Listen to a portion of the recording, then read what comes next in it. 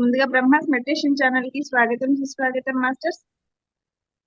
ఎంతో అద్భుతంగా రోజుకు మాస్టర్స్ ద్వారా ఎంతో చక్కటి జ్ఞానాన్ని అందుకుంటున్నాము. ఇంత చక్కటి జ్ఞానాన్ని అందించిన మనందరి గురువు గారికి ధన్యవాదాలు తెలియజేసుకుంటూ జూమ్ లో జాయిన్ అయిన ప్రతి ఒక్క ఆత్మస్వరూపానికి నా యొక్క ఆత్మ ప్రణామాల కృతజ్ఞతలు. ఎంతో అద్భుతమైన జ్ఞానాన్ని అందించడానికి ఈ రోజు కృపావతి మేడం గారు వైజాగ్ నుంచి వచ్చారు. మేడం గారు తీసుకున్న టాపిక్ వచ్చేసి పిల్లలే పెద్దలు. మేడం, మీకు బ్రహ్మాస్ మెడిటేషన్ ఛానల్ నుంచి స్వాగతం సుస్వాగతం మేడం. Thank you. చక్కటి టాపిక్ తో మా ముందుకు వచ్చారు. మీ యొక్క జ్ఞానాన్ని, ఆ బుక్ లో ఉన్న జ్ఞానాన్ని ఎంతో అద్భుతంగా మాకు అందించాలని మనస్ఫూర్తిగా కోరుకుంటున్నాం మేడం. నమస్తే అందరికీ. జూమ్ సెక్షన్ లో ఉన్న అందరికీ కూడా ఆత్మ ప్రణామాలు. అలాగే నాకు బ్రహ్మాస్ మెడిటేషన్ ఛానల్ శతకోటి ధన్యవాదాలు.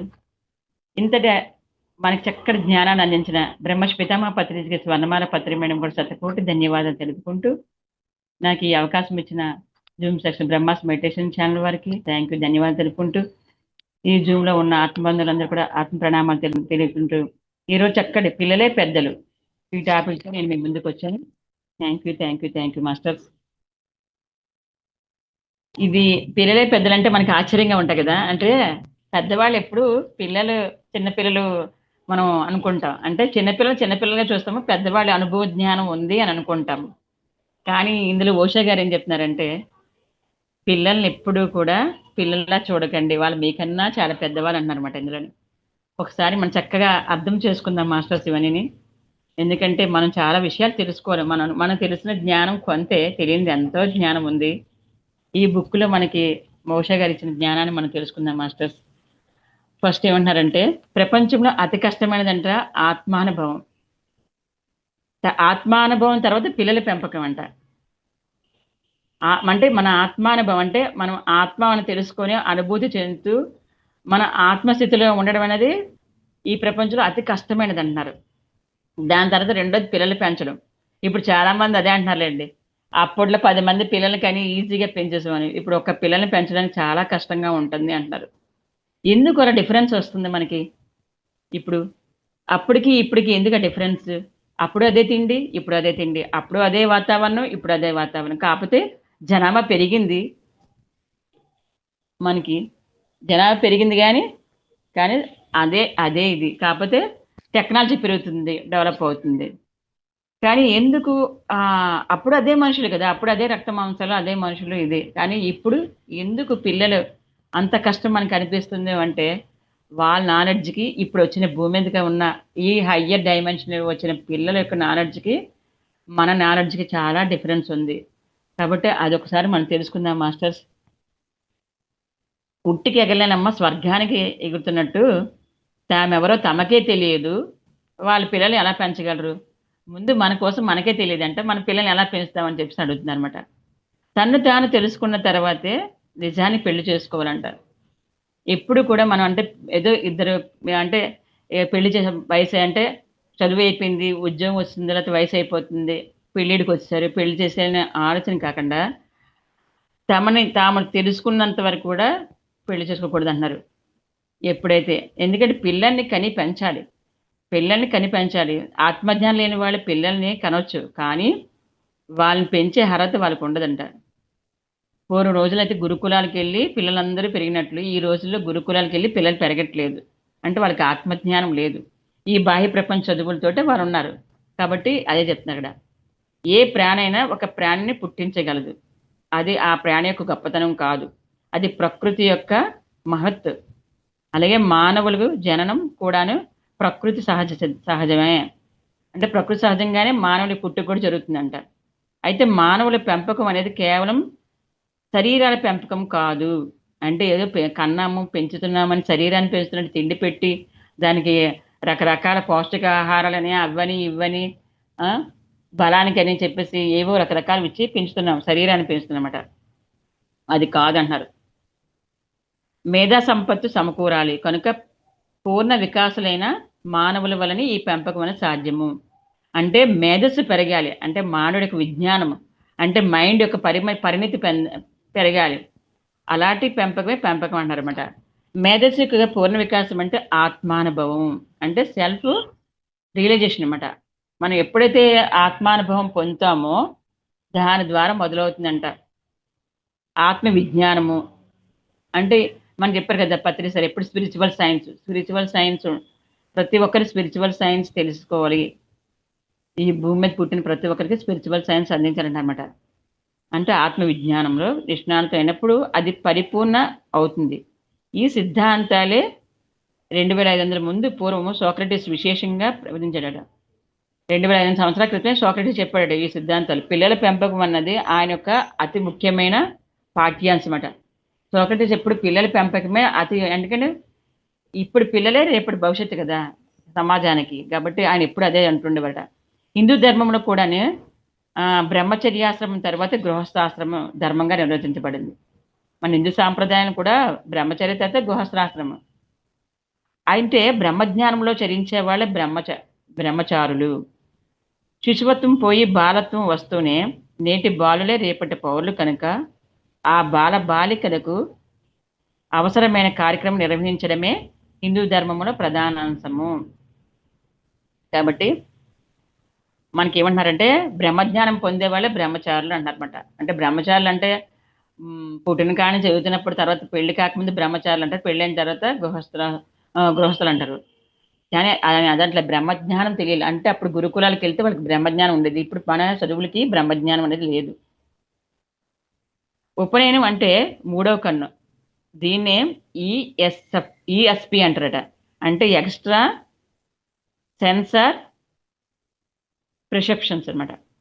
ఈఎస్పి అనమాట. అంటే మూడో కన్ను అంటారు. దివ్య దృష్టి, దివ్య శ్రవణము, ఈ మూడట. దివ్య దృష్టి ఉండాలట, దివ్య శ్రవణం ఉండాలి, దివ్యాయనం ఉండాలన్నమాట. దీన్నే మూడో కన్ను అంటారట. మొదలైనవి దీని కిందకి వస్తాయి. బ్రహ్మోపదేశం చేస్తారు అంటే తత్వమసి. ఏం చెప్తారు వాళ్ళు బ్రహ్మోపదేశము? నువ్వే దేవుడివి, అహం బ్రహ్మాస్మి, నేనే దేవుణ్ణి అని అంటే నువ్వే దేవుడివి, నేనే దేవుణ్ణి అని వాళ్ళు చెప్తారన్నమాట. మూడో కన్ను అన్నది ధ్యానాభ్యాసము ద్వారానే అంకురిస్తుంది. అంటే వాళ్ళు ఏం చెప్తారు బ్రహ్మజ్ఞానంలోని? నువ్వు దేవుడివే, నేను దేవుణ్ణే, కాబట్టి ఇక్కడ ఎవరు గొప్ప కాదు, అందరూ పుట్టిన ప్రతి ఒక్కరు దేవుళ్ళే అని చెప్తారు. కానీ ఈ మూడో కన్ను అనేది ఎప్పుడు వస్తుంది అంటే ధ్యానం ద్వారా మాత్రమే ఓపెన్ అవుతుంది అనమాట. ఇది ధ్యానం అంటే చిత్త వృద్ధి నిరోధకము. ఇది కేవలం ఆనాపానసతి లేక శ్వాస మీద ధ్యాస ద్వారానే సాధ్యమవుతుందంట.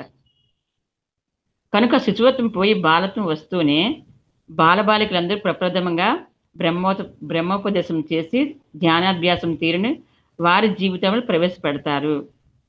అంటే చిన్నపిల్లలు శిశువత్వం నుంచి బాలత్వం వస్తూనే బాలబాలికలకి మొదటగా చేసేది బ్రహ్మోపదేశం అన్నమాట. బాలత్వం 7 సంవత్సరాలు ఉంటుంది. ఇది 7 సంవత్సరాల వరకు బాలత్వం ఉంటుంది. 7 సంవత్సరాల తర్వాత బాలబాలికలు యథా వ్యవస్థలో ప్రవేశిస్తారు. ఆ 7 సంవత్సరాలు పూర్తిగా బ్రహ్మజ్ఞానులే విలసిల్లుతారు. బ్రహ్మచారిలు అవుతారు.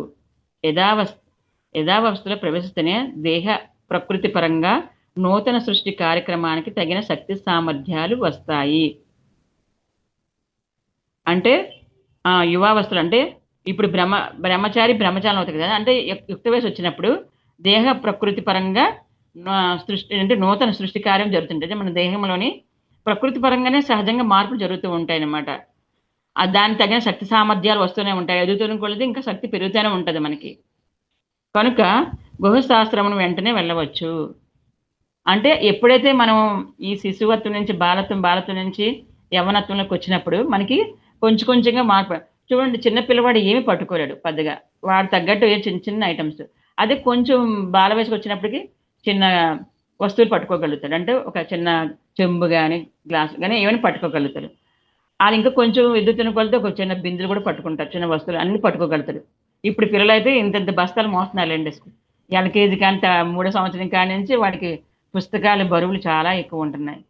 కాబట్టి ఇది ఇప్పుడు వాళ్ళు అసలు చెప్పాలంటే కొంత వయసు వచ్చిన తర్వాత వాళ్ళకి అది ఉండాలి. కనీసం 5 సంవత్సరాలు వచ్చేటప్పుడు వాళ్ళకి దేహంలో శక్తి ఉంటుంది. అందుకే ఇప్పుడు పిల్లలు చక్కగా ఇంటి రాగా నీరసపడిపోతున్నారు, వాళ్ళు ఏమీ చేయలేకపోతున్నారు. కానీ అలా ఎదుగుతున్న కొలది వాళ్ళకి శక్తి వస్తుంటుంది అనమాట. బాలత్వం ప్రారంభంలోనే బ్రహ్మోపదేశం ఉపనయనం కార్యక్రమాలు జరిగి బాల వయసులో పూర్తిగా జ్ఞానాభ్యాసము జరిగి యువ వయస్సులో ప్రవేశించిన తరుణానికి పూర్తి బ్రహ్మచారులై దేహదారుద్యం పాటు ఆత్మదార్ఢ్యం కూడా సంపూర్ణంగా కలిగి ఉంటారట. అంటే ఎప్పుడైతే బాలత్వం ప్రారంభంలో ఎప్పుడైతే బ్రహ్మోపదేశం చేస్తారో కొంతమంది చాలామంది ఉపనయనం చేస్తారు 7 సంవత్సరాల తర్వాత. బాల వయసులో పూర్తిగా ధ్యానాభ్యాసంతో పాటు జ్ఞానాభ్యాసం. అంటే ధ్యానం చేయించాలి. ధ్యానం చేస్తే జ్ఞానం అంటే బుద్ధి వికసిస్తది. అప్పుడు జ్ఞానాభ్యాసం 2 జరిగిన తర్వాత యువ వయసులో ప్రవేశించిన తర్వాత పూర్తి బ్రహ్మచారులై లేతే ఆడవాళ్ళైతే బ్రహ్మచారులుగా ఉంటారు. దేహ దారిద్ర్యం పాటు ఆత్మ దారిద్ర్యం కూడా సంపూర్ణంగా కలిగి ఉంటారంట వాళ్ళు. అలాంటి వారు వెంటనే గృహస్థాశ్రమం స్వీకరించి నూతన శిశువులను ప్రకృతి ఒడిలో నుంచి లాగి వారు శిశువత్వంలో ఉన్నప్పుడు వారి శరీర పోషణ సక్రమంగా చూసుకుంటూ వారు కూడా బాల వయసులోకి రాగానే వారి ఆత్మోన్నతికి కూడా కారణభూతులవుతూ ఈ విధంగా సరైన పిల్లల పెంపకం జరుగుతుంది. ఏమంటున్నారంటే ఎప్పుడైతే అంటే పెళ్లి చేసుకుంటారో గృహశాస్త్రంకి వెళ్తారో అప్పుడు వాళ్ళు ఒక నూతన శిశువుని ఈ ప్రకృతి నుంచి వాళ్ళు ప్రకృతి ఒళ్ళోకి తెస్తారు. అంటే ఈ ప్రపంచంలోకి తెస్తారు ప్రకృతి ఒళ్ళోకి. అప్పుడు వాళ్ళు అలాగ ఎదిగిస్తుంటే రేపొద్దున వీళ్ళు కూడా మళ్ళీ పెళ్లి చేసుకుంటూ వీళ్ళు ఒక మళ్ళీ పిల్లల్ని తెక్కుంటూ ఉంటారన్నమాట. ఇది సృష్టిలో జరుగుతున్నది ఇదనమాట. ఇలా జరిగితే పిల్లల పెంపకం అంటే ప్రకృతి సహజంగా పిల్లల్ని పెంచాలంటున్నారన్నమాట. ఆత్మవిద్య ఉన్నవాళ్లే ఆత్మానుభవం ఉన్నవాళ్ళు అనేక లోక విద్యలను అతి సులభంగా వశం చేసుకోగలరు అన్నారు. నేర్చుకున్న లోక విద్యలను తమ ప్రౌఢ దశలో తమ వృద్ధ దశలో లోక కళ్యాణప్రదంగా వినియోగించగలరు. ఎవరైనా నేర్చుకున్న ఈ ఆత్మ విద్య నేర్చుకున్న వాళ్ళందరూ లోక కళ్యాణం కోసం ఉపయోగిస్తారంట. ఆత్మ విద్య లేని మూర్ఖులు తమ విద్యలను లోక వినాశనానికి కొరకే వినియోగిస్తారు. చాలా మంది చూడండి ఇప్పుడు బాంబులు తయారు చేస్తున్నారు. చూడండి చైనా అవన్నీ చాలా దేశాలు ఈ బాంబులు తయారు చేసి ఎదుటి దేశాలు నాశనం చేయడం. అది ఎదుటి దేశాలు నాశనం చేయడం అనుకుంటున్నారు కానీ ఎంత జనాభా నష్టపోతుంది.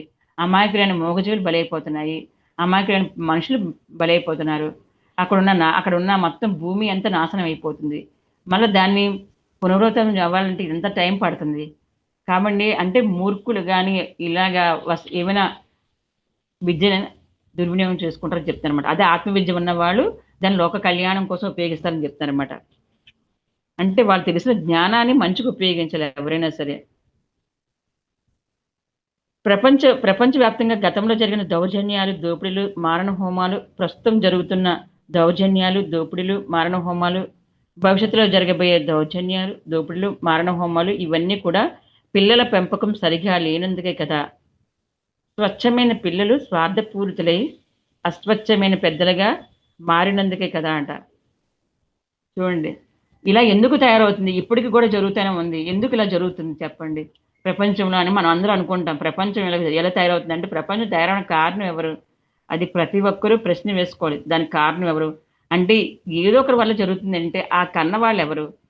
అంటే సరైన రీతిలో పిల్లల్ని కన్నప్పుడు అంటే అదే అంటారు. సంసారం చేసినప్పుడు కూడా అంటే పెళ్లి చేసుకునే ముందు అవగాహన ఉండాలంట. భార్యాభర్తలు అనేవాళ్ళు ఎంత ప్రేమపూర్వకంగా ఒక సృష్టి కార్యం చేస్తున్నట్టు ఎంతో అనుభూతి చెందుతూ పిల్లలు కానీ కంటే మాత్రం అప్పుడు పుట్టే పిల్లలు ఎంత ఆ కడుపుతో ఉన్నప్పుడు ఒక ఆడది ఎంత ఆనందంగా ఎంత సంతోషంగా ఆ భర్త ఉంచగలిగితే ఆ కుటుంబం ఉంచగలిగితే ఆ తల్లికి ఎటువంటి భయాలు అనుమానాలు లేకుండా ఉండగలిగితే మాత్రం మంచి పిల్లలు భూమి మీదకి వస్తారు. వాళ్ళు లోక కళ్యాణం కోసం వాళ్ళు ఉపయోగపడతారు. అదే భార్యాభర్తలు గొడవ పడుతూ ఎందుకు కలుస్తారో తెలియదు. ఏదో గొడవలు పడుతూ ఏదో చీటికి మాటికి అన్నింటిలో గొడవలు పడుతూ ఉంటారు. ఆ గొడవలు పడినప్పుడు వీడికి కావాల్సింది ఏంటి? మన కలయిక. ఆ కలయిక ఏంటంటే అయిష్టంగా చేస్తారు. ఎందుకంటే భర్తకైనా గొడవ పడితే ఇష్టం ఉండదు. భార్యకైనా ఇష్టం ఉండకపోవచ్చు. అయిష్టంగా చేసేటప్పుడు అప్పుడు కానీ గర్భంలో పిల్లలు పుడితే అది ఎలాంటి వాళ్ళు అంటే రాక్షసులు లాంటి పిల్లలే వాళ్ళ గర్భంలోకి వస్తారంట. ఎందుకంటే ప్రపంచం అంటే భూమి మీద రానాక ఎంతో మంది యోగులు ఎదురు చూస్తున్నారు. అంటే మంచి వాళ్ళు ఎదురు చూస్తున్నారు, రాక్షసులు చెడ్డవాళ్ళు కూడా ఎదురు చూస్తున్నారు. ఎందుకంటే భూమి మీద నేర్చుకోవడానికి రావాలి కదా. ఇది భూమి ఒక పాఠశాల. మనం ఎదగాలంటే ఇక్కడి నుంచి ఎదగాలి. కాబట్టి ఒక శరీరం కావాలి మనకి. ఆత్మకు చావులే కదా. అది రాక్షసులకైనా లేదు, దేవతలకైనా లేదు. మరి అలాంటి వాడు ఒక శరీరం కావాలంటే మంచి శరీరాన్ని ఉపయోగించుకుంటే వాళ్ళు మంచి గర్భాన్ని పుడితే వాళ్ళు భూమి మీద మంచిగా జీవిస్తారు. అదే ఇలాగ గొడవలు పడుతూ సంసారం చేసే వాళ్ళ గర్భాన ఈ రాక్షసులు కూడా జన్మ తీసుకుంటారు. ఎందుకంటే వాళ్ళకి అదే ఇష్టము కాబట్టి వాళ్ళకి ఏడుపు ఇష్టము, దుఃఖం ఇష్టము. అందుకే ఏ ఇంట్లో అయితే చిన్నపిల్లలు ఏడవకుండా ఉంటారో ఆ ఇల్లు అద్భుతంగా ఉంటదంటారన్నమాట. అసలు చెప్పాలంటే 7 సంవత్సరాలు 7 సంవత్సరాలు, 12 సంవత్సరాల పిల్లలకి ఏడవనివ్వకూడదంటారు. అసలు పిల్లలు ఏడవకూడదంటారు. ఇంట్లో ఏడుపు ఆడది ఏడవకూడదంటారు. ఇదంతా పెద్దవాళ్ళు ఊరికనే చెప్పలేదు. పిల్లలు ఎప్పుడు ఏడుస్తున్న ఇంట్లో ఎప్పుడు చూడండి చాలా కష్టంగా ఉంటది. పిల్లలు ఏడుస్తున్నారు అంటే ఏదో జరుగుతది కంపల్సరీగాని. అంటే పిల్లలు అందుకే ఏడవనివ్వకుండా పిల్లల్ని ప్రేమపూర్వకంగా ఎప్పుడు నవ్వుతూ ఉండాలి. ఆ ఇంట్లో ప్రతి ఒక్కరు నవ్వుతూ ఉండాలంటారు. ఆ నవ్వే ఇంట్లో ఎప్పుడు లక్ష్మీదేవి కొలువై ఉంటదంటారు. లేదంటే ఇంకొక అలక్ష్మి వస్తూ ఉంటదనమాట. కాబట్టి ఇదంతా పిల్లల్ని పెంచే విధానం ఉంటది మాస్టర్స్. ప్రకృతి ఒడిలోంచి వచ్చిన ప్రతి శిశువు స్వచ్ఛమైనదే. అత్యంత శుద్ధమైనది. కానీ మూర్ఖపు తల్లిదండ్రుల చేతిలో, మూర్ఖపు సంఘం యొక్క అజ్ఞాన వాతావరణంలో పెరిగిన శిశువులు తమ తల్లిదండ్రులకు పోలిన, తమ సంఘానికి పోలిన మూర్ఖుల్లా తాము తయారవుతారు. యథా రాజా తథా ప్రజా కదా! సరియైన పిల్లల పెంపకం ఉండే అంశాలు విశ్లేషించుకుందాము. కాబట్టి ప్రతి ఒక్కరు గొప్పవాళ్ళే. భూమి మీదకొచ్చిన ప్రతి ఒక్కరు స్వచ్ఛమైన తెల్ల కాగితంలోకి వస్తారు. వాళ్ళకసలు ఏమి తెలీదసల. కులము తెలీదు, మతము తెలీదు, తల్లి తెలిస్తే గాని తండ్రి ఎవరో కూడా తెలీదు. కుటుంబంలో ఎవరో తెలీదు. స్వచ్ఛమైన తెల్ల పేపర్‌లాగా వస్తారు. పాపం అసలు ఆళ్ళకప్పుడు మనసేం ఉండదు వాళ్ళకి. అసలు ఏంటో అన్నీ వాళ్ళకి లోపలంతా ఆ చీకట్లో నుంచి బయటకొచ్చిన తర్వాత అన్నీ వింతగా కనిపిస్తుంటరు. ఈ మనుషులు ఏంటో అన్నీ గమనిస్తూ ఉంటారు వాళ్ళు. శిశు అవస్థలో ఒకటి ఫస్ట్ ఏంటంటే శిశు అవస్థలో ఉన్నప్పుడు సరైన ఆహారం ఇవ్వాలి. అంటే కేవలం శాకాహారం మాత్రమే అలవాటు చేయాలి. రెండోది తల్లి ఎప్పుడు శిశువుని వదిలి ఉండరాదు.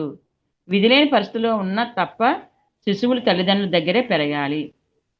తప్పనిసరి పరిస్థితులు తప్ప ఎప్పుడు తల్లిదండ్రుల దగ్గర పిల్లలు పెరగాలి. బాల్యావస్థలో ప్రవేశిస్తున్న నూతన బాలికలకు బ్రహ్మజ్ఞానం ప్రబోధించాలి. వారి చేత ధ్యానాభ్యాసం చేయించాలి. వారి ధ్యానానుభవాలను శ్రద్ధతో గ్రహించాలి.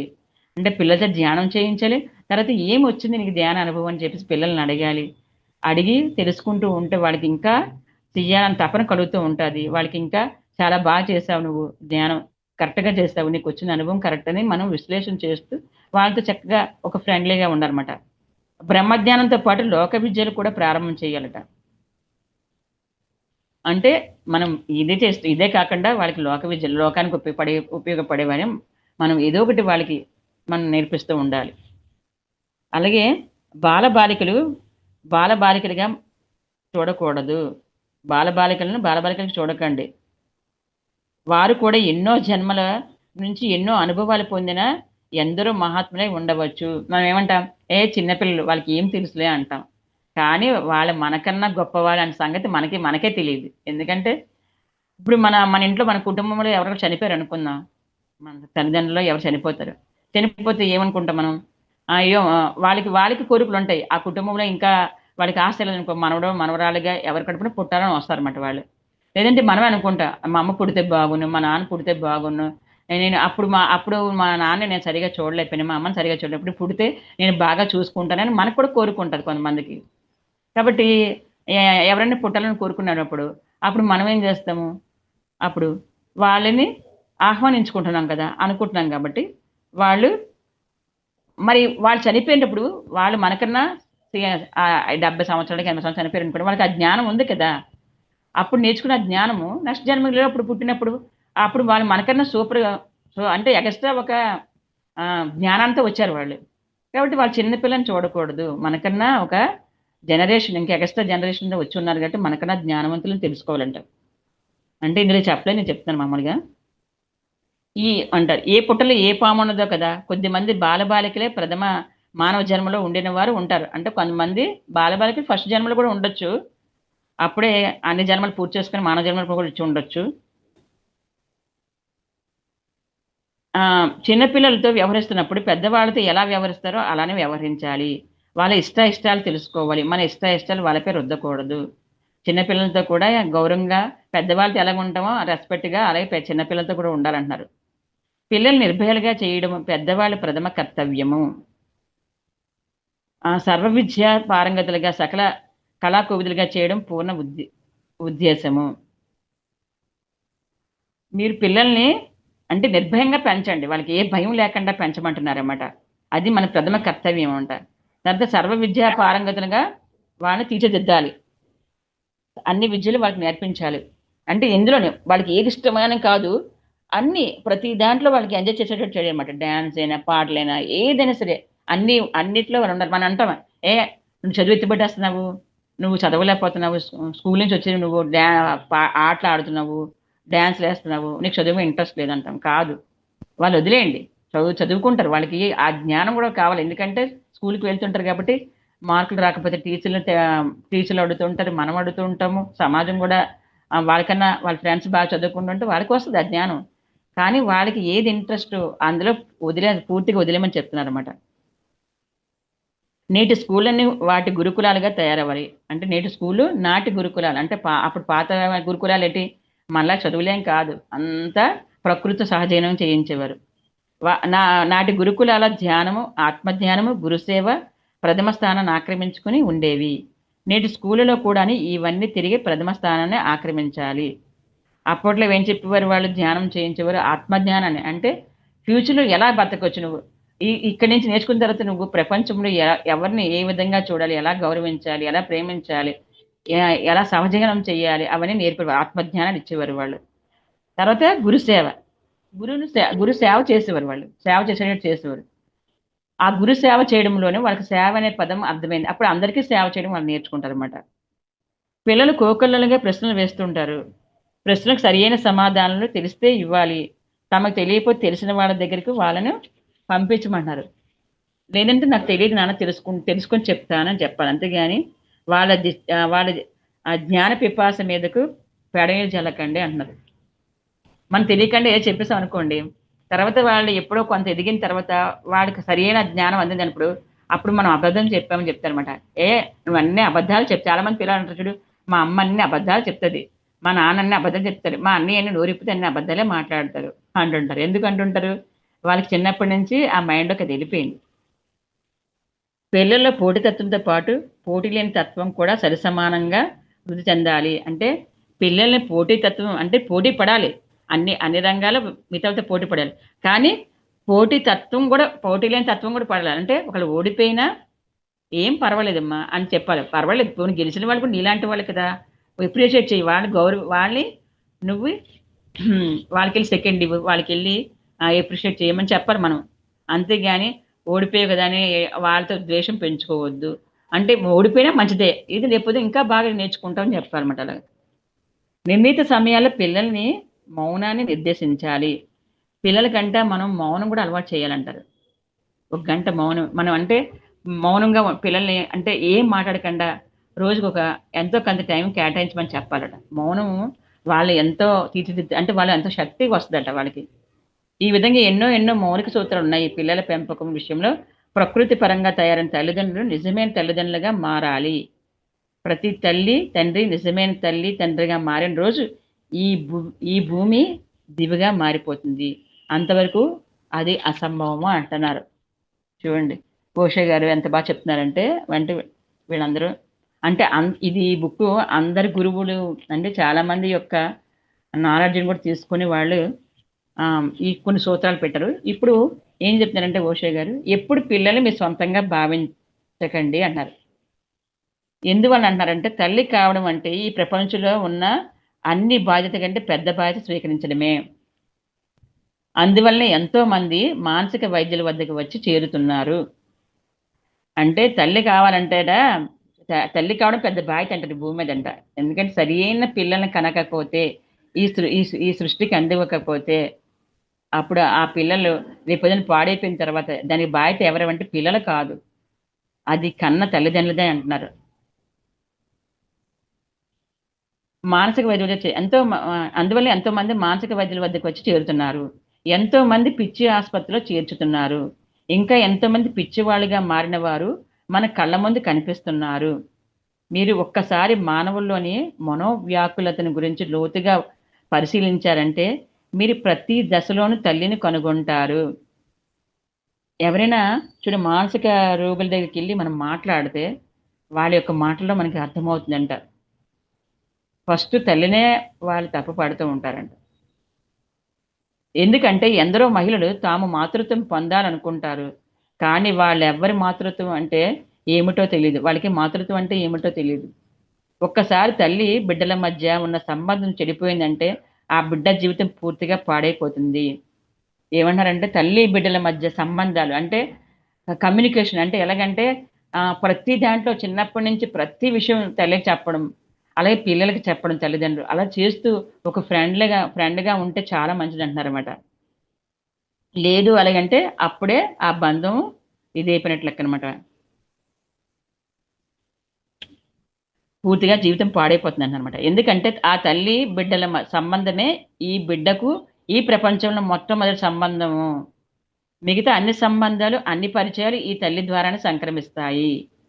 ఒకవేళ ఈ మొదటి అడుగు తప్పటడుగు అయిందంటే జీవితమంతా తప్పల తడక అవుతుంది. అంటే తప్పుల తడక అవుతుందంట జీవితమంతా చూడండి. ఒకవేళ అదే ఫస్ట్ మొదటి అడుగు తల్లి ద్వారా తల్లి కరెక్ట్‌గా అడిగి ఏయించకపోతే పిల్లల్ని, వాళ్ళ జీవితమంతా తప్పుల తడకతో అవుతుంది. అన్నీ తెలుసుకొని తల్లి కావడం చాలా మంచిది. ఎందుకంటే ఈ భూమిపై మానవుడు తీసుకోగల అతి పెద్ద బాధ్యతను మీరు తీసుకున్నారు కాబట్టి.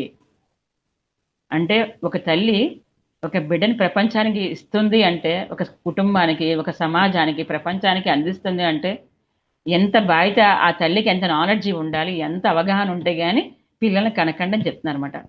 కాబట్టి మీరు గొప్ప బాధ్యతను అంటే ఏదో పెళ్లి చేసుకున్నాం, పిల్లలు కనాలి, నలుగురు అడుగుతున్నారు, కుటుంబానికి వంశాన్ని ఇవ్వాలి, ఒక వంశాన్ని అందివ్వాలి, వంశాంకురం కనాలి అని చెప్పేసి పిల్లల్ని కనకండి. మీరు బాధ్యత తీసుకొని పిల్లల్ని సరిగ్గా పెంచగలను అనుకుంటే కనండి. లేదంటే వదిలేయండి. పిల్లల్ని కనకండి. హ్యాపీగా మీరే ఎంజాయ్ చేయండి అని చెప్తున్నా. చెయ్యాలి అంతే. లైఫ్ అంటే అంతే. పిల్లల్ని కని వాళ్ళు సరిగ్గా పెంచక ఇటు భార్యాభర్తలు గొడవలు ఆడుకొని విడిపోయినోళ్ళు ఎంతమందున్నారు చూడండి. తల్లిదండ్రులు కోల్పోతున్నారు వాళ్ళు. చిన్న వయసులోనే తల్లిని గాని, తండ్రిని గాని కోల్పోతున్నారు. సూసైడ్‌లు చేసుకుంటున్నారు. ఆ! భర్త ఏదో అన్నారని సూసైడ్, అత్త ఏదో అన్నారని సూసైడ్‌లు, లేతే భార్య ఏదో అన్నదని మగాళ్ళు కూడా అలాగే తయారవుతున్నారు. అందరూ అలాగే ఉంటున్నారు. లేతే వదిలేసి వెళ్ళిపోవడం, లేదంటే ఇంకో ఎఫ్ఐఆర్‌లు పెట్టుకోవడం. ఇవన్నీ ఏంటంటే పిల్లల జీవితాన్ని అస్తవ్యస్తం చేస్తుంది మాస్టర్స్. కాబట్టి మనం అందుకే భార్య పెళ్ళైనప్పుడు ఇద్దరు కూర్చొని మాట్లాడుకొని వాళ్ళిద్దరూ ఎలాగుండాలో నిర్ణయించుకొని పెళ్లి చేసుకోవాలి. ఆ తర్వాత చాలామంది ఏమంటారంటే అసలు పెళ్లి చేసుకునేటప్పుడు ప్రేమించినా సరే, పెళ్లి చేసుకున్నా సరే, అంటే మామూలుగా తల్లిదండ్రులు చేసిన పెళ్ళైనా అవ్వచ్చు, ప్రేమ వివాహం అవ్వచ్చు. ఏమంటారంటే వాళ్ళు ఎలాగుంటారనేది మీకు తెలీదు. మీరు పెళ్లి పెళ్లి చూపులనుకో ఒకసారే చూస్తాము. చాలా మంచి అబ్బాయిని పక్క వాళ్ళు సర్టిఫికేట్‌లు ఇస్తారు. మనం పెళ్లి చేసుకున్న తర్వాత, మనం ఎన్నో ఊహించుకునేంత అక్కడంతా తారుమారుగా ఉంటది. అదే ప్రేమ వివాహాలనుకోండి, వాళ్ళు ఎప్పటి నుంచో ప్రేమించుకుంటారు. కానీ వాళ్ళకి అక్కడ అబ్బాయి గాని, అమ్మాయి గాని అప్పుడు ఆ మాటల తీరు అవి బట్టి నచ్చి చేసేసుకుంటారు వీళ్ళు. వ్యామోహంలోని.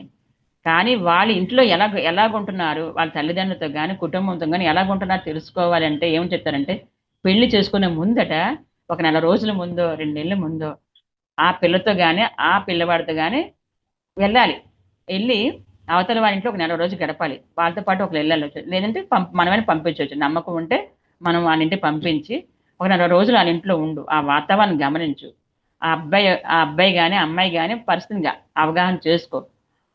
ఆ ఇంట్లో వాళ్ళు ఎలాగుంటారు, ఏంటనేది తెలుసుకొని, అప్పుడు నీకిష్టమైతే పెళ్లి చేసుకోమని చెప్పమని చెప్తున్నారు. అంటే ఇందులో కాదు నేను చెప్తున్నాను మమ్మల్ని నీకు. అలా చేసుకుంటే వాళ్ళకి ఎందుకంటే ఇంట్లో వీళ్ళు ప్రేమించినప్పుడు మంచి మంచి కబుర్లు చెప్తారు. కానీ ఇంట్లో వాళ్ళ తల్లిదండ్రులు చెప్తారు. ఆళ్ళ మీద కంప్లెయింట్లు ఎళ్తే బోలెడు చెప్తారు కంప్లెయింట్లు. మనం ఎళ్ళం కదా! ఏంటంటే పెళ్లి చేసుకోవడం నాకిష్టం ఉంటదో, ఉండదో తెలీదు. అలాగ మీరు వెళ్లి మనం ఒక నెల రోజులు గాని గడపగలిగితే అప్పుడు సినిమా కూడా ఏదో వచ్చింది కదా! అలా ఉండగలిగితే ఆళ్ళతో అడ్జస్ట్ అవ్వగలిగితే వాడి కుటుంబ వాతావరణం ఎందుకంటే అమ్మాయి ఎళ్లి అవతల కుటుంబంతో ఉండాలి గాబట్టి, ఆ కుటుంబ వాతావరణంతో అడ్జస్ట్ అవ్వగలనో లేదో ముందుగా అవగాహన చేసుకుంటే చాలా బావుంటది. ఇప్పుడు వాళ్ళిద్దరూ కలిసి పెళ్లి చేసుకున్న తర్వాత అంటే మామూలుగా అరేంజ్ మ్యారేజ్ అవ్వచ్చు, లవ్ మ్యారేజ్ అవ్వచ్చు. పెళ్లి చేసుకున్న తర్వాత వాళ్ళిద్దరూ కలిపి చక్కగా హ్యాపీగా దాంపత్యం చేసుకుంటూ ఒకళ్ళన్న మాటలు ఒకళ్ళు కోపడకుండా తీసుకోగలుగుతూ హ్యాపీగా దాంపత్య జీవితం గడిపితే ఆళ్ళు పుట్టే బిడ్డలు ఆళ్ళు చూసే కదా నేర్చుకుంటారన్నీని. కాబట్టి మాస్టర్స్ ఇది. కాబట్టి అలాంటి గొప్ప బిడ్డలు మనం ఇవ్వాలంటే, మనం ముందు ఎంతో బాధ్యతగా ఉండాలి అని చెప్తున్నారు. అంటే తల్లిదండ్రులు ఇద్దరుని అందులో ఎక్కువ పాత్ర పాపం తల్లికే ఉంటది. ఎందుకంటే తండ్రి కనబడ్డు కదా బయటకి. ఎందుకంటే తన ఉద్యోగరీత్యా ఎళ్ళిపోతాడు. కానీ బోరుకున్న మాటొస్తే తల్లినే అంటారు అందరూని. "ఏంది నీ తల్లి ఎలా పెంచింది నిన్ను" అంటారు. అది. నేను మీకు కొన్ని విషయాలు చెప్తాను. పురుషులు ఒక విధంగా పురుషుల విషయంలో ఒక విధంగా స్వేచ్ఛ కలిగి ఉంటారు. ఎందుకంటే తల్లి కావడం అనే బాధ్యతను వారు తీసుకోలేరు కనుక మహిళలు తమపై చాలా బాధ్యతను కలిగి ఉన్నారు. తల్లి కావడం అంటే ఏదో లలాట లిఖితం కాదు. మహిళ అయినంత మాత్రాన తల్లి కావాలన్నది ఏమి తప్పనిసరి కాదు. అది ఒక అపోహ. మాతృత్వం అనేది గొప్ప కళ. మీరు దాన్ని నేర్చుకోవాల్సి ఉంది. కాబట్టి ఇక ఆ కళని నేర్చుకోవడం మొదలుపెట్టండి అంటున్నారు. ఏమంటారంటే, ఎప్పుడు పిల్లల్ని మీ సొంతంగా భావించకండి. పిల్లలు మీ ద్వారా ఈ ప్రపంచమునకు వస్తారు.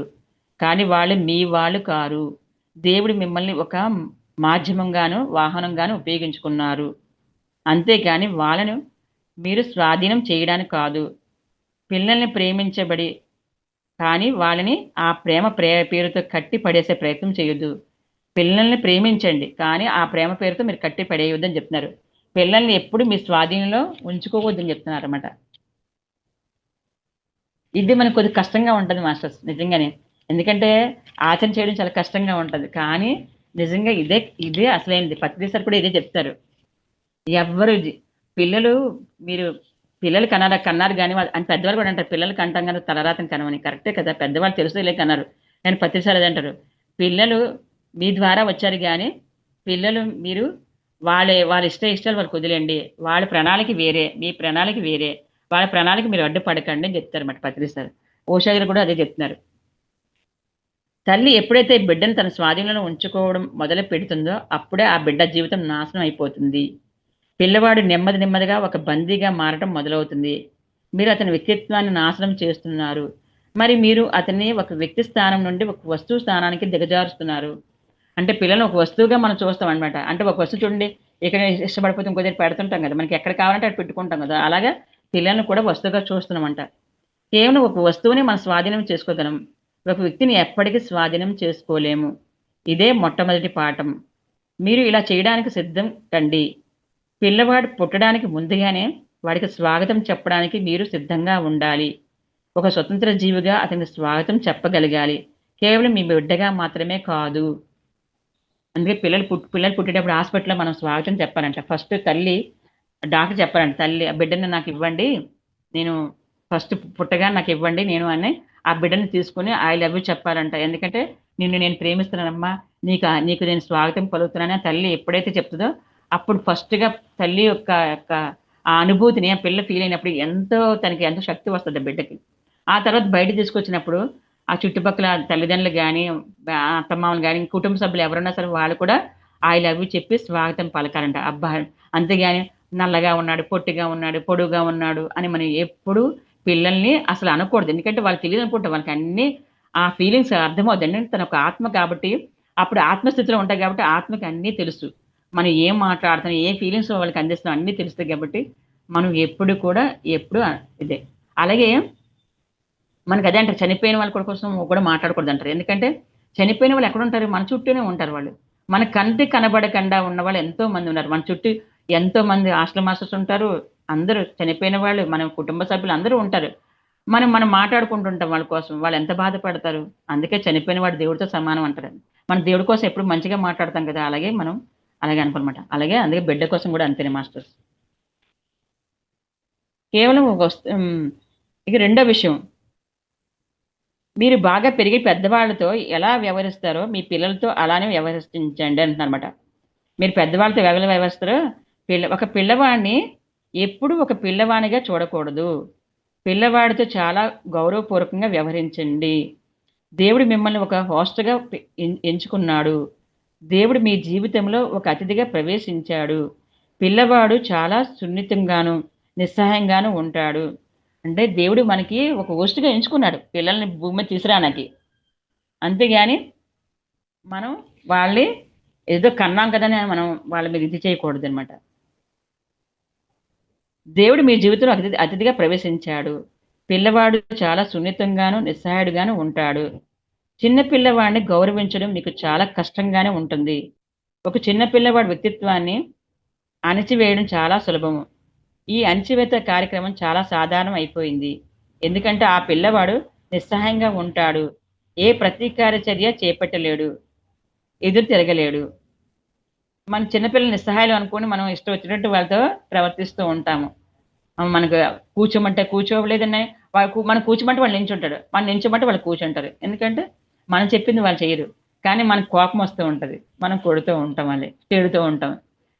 ఏంట్రా నా తల్లి మీద నువ్వు మా తల్లి మాట వింటలేదేంటి?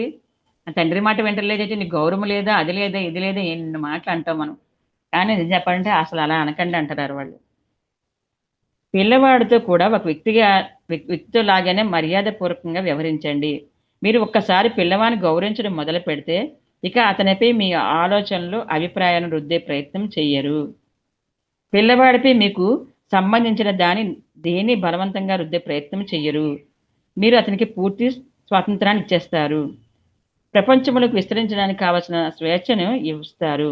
అంతేకాకుండా అతడు ఇంకా ప్రాపంచికంగా విస్తరించడానికి కావలసిన సహాయం మీరు చేస్తారు. అంటే పిల్లవాడిగా చూడకుండా పెద్దవాళ్ళుగా చూస్తే, పెద్దవాళ్ళని మనం ఎలాగైతే గౌరవిస్తామో, అలాగే పిల్లవాడిని గౌరవిస్తూ మర్యాదపూర్వకంగా, ప్రేమపూర్వకంగా వాళ్ళతో ఉండగలిగితేట పిల్లవాళ్ళు స్వేచ్ఛాజీవులుగా బ్రతుకుతారు. మన నిజం చెప్పాలంటే వాళ్ళు సంపూర్ణంగా వాళ్ళ ఎదుగుదల ఉంటదంటారన్నమాట. ఈ భూమిపైకి ఏ పర్పస్‌తో వచ్చారో ఆ పర్పస్ నెరవేర్చుకోవడానికి వాళ్ళు సంపూర్ణ స్వేచ్ఛని మనం ఇవ్వాలి అంటున్నారు. అంతేకాకుండా ఇంకా ప్రాపంచికంగా విస్తరించడానికి కావాల్సిన సహాయం మీరు చేస్తారు. అంతేకాని మీరు అతనికి విధమైన మార్గనిర్దేశాలు చెయ్యరు. అతనికి కావాల్సిన భద్రత కల్పిస్తారు. అతనికి అవసరమైనవన్నీ కల్పిస్తారు. కానీ మీరు చేసే సహాయం అంతా అతను మీ నుండి దూరంగా పోవడానికి, అన్ని రకాలుగా బాగా వృద్ధి చెందడానికే అయి ఉండాలి. మనం చేసే సహాయం ఎలాగనంటే మన పిల్లల్ని బందీలుగా పెట్టుకోకూడదంట. మన నుంచి దూరంగా వెళ్ళడానికి కూడా. అంటే అప్పుడు గురుకులాలు చూడండి, అసలు ఇప్పుడేం కాదు అసలు చెప్పండి. గురుకులాలకు ఎలా అంటే రాముడు, కృష్ణుడు, వీళ్ళందరూ, బుద్ధుడు, వీళ్ళందరూ, అంటే బుద్ధుడైతే ఇంట్లోనే నేర్చుకున్నాడు గురువుల దగ్గర అనుకోండి. అందరూ అప్పుడు గురుకులాలకు వెళ్ళే నేర్చుకున్నారు. ఆ గురుకులాలకు చిన్నప్పుడు పంపించేసేవారు. చిన్నప్పటి నుంచి యుక్త వయసు వచ్చిన అప్పుడు తల్లిదండ్రులతో వాళ్ళు ఎక్కువసేపు గడిపే ఉండరు. వాళ్ళకి యుక్త వయసు వచ్చిన తర్వాత అన్ని నేర్చుకున్న తర్వాత అప్పుడు మళ్ళా రాజ్యంలో ప్రవేశపెట్టి వాళ్ళకి రాజ్యాభిషేకం చేసి ఆ రాజ్యాన్ని అప్పచెప్పేవారు. ఎందుకంటే వాళ్ళకి ఆ నాలెడ్జ్ వచ్చింది అప్పటికి. అన్నీ నేర్చుకుంటారు. ప్రజలతో ఎలాగుండాలి, తల్లిదండ్రులతో ఎలాగుండాలి, ఎలా తీర్పులు చెప్పాలి, ఎలా న్యాయం చేయాలి, ఎలా ధర్మంగా ఉండాలి అన్నీ నేర్చుకొని వస్తారు కాబట్టి, ఆత్మజ్ఞానం ఇచ్చారు కాబట్టి, ఇంకా వాళ్ళందరితో సమానంగా ఉంటారు కాబట్టి వాడికి వెంటనే రాగానే పట్టాభిషేకం చేసేవారు. అలాగే మనం కూడా ఉండాలంటున్నారన్నమాట మాస్టర్స్. అంతేగాని వాళ్ళు ఎక్కడికి నేను చదువుకుంటారంటే పంపించాలి ఫ్రీగానే. అంతేగాని అమ్మో వాడికి వెళ్తే ఏమైపోద్దు అంటే మనకి ఇప్పుడు చాలా భయాలు ఉన్నాయి బయటన. ఎందుకంటే బయటికి వెళ్తే ఏం చేస్తున్నారు, ఏం చేస్తున్నారని చాలా భయాలు. ఆ భయాలన్నీ పిల్లలకి రుద్ది వాళ్ళని అసహాయాలుగా, అంటే నిస్సహాయాలుగా చేస్తాం వాళ్ళని. సహజంగా స్వేచ్ఛ అనగానే దాంట్లో చెడు కూడా కలిసి ఉంటుంది. పిల్లలకు స్వేచ్ఛను ఇచ్చేటప్పుడు కేవలం మంచి చేయడానికి కాకుండా చెడు చేయడానికి కూడా, తప్పులు చేయడానికి కూడా తప్పనిసరిగా స్వేచ్ఛనివ్వాలి. అదే విషయాన్ని నేర్చుకోవడం ఒక తల్లికి కొంచెం కష్టంగానే ఉంటుంది. కనుక పిల్లవాడిని అప్రమత్తం చేయడానికి వాడి తెలివికి పదును పెట్టండి. ఏ పని చేస్తే ఏం జరుగుతుందో తెలియచేయండి. అంతేగాని ఎప్పుడు కూడా ఏ విధమైన ఆజ్ఞను విధించకూడదు. ఎవరు మీ ఆజ్ఞను శిరసావహించదు. మీ ఆజ్ఞను పాటిస్తున్నట్టు నటించడం మాత్రం మొదలు పెడతారు. కనుక మీకు మీ బిడ్డలపై నిజంగా ప్రేమ ఉంటే ఈ ఒక్క విషయం బాగా గుర్తుంచుకోండి. ఎప్పుడు ఏ విధంగానూ అతనికి సహాయం చెయ్యవద్దు.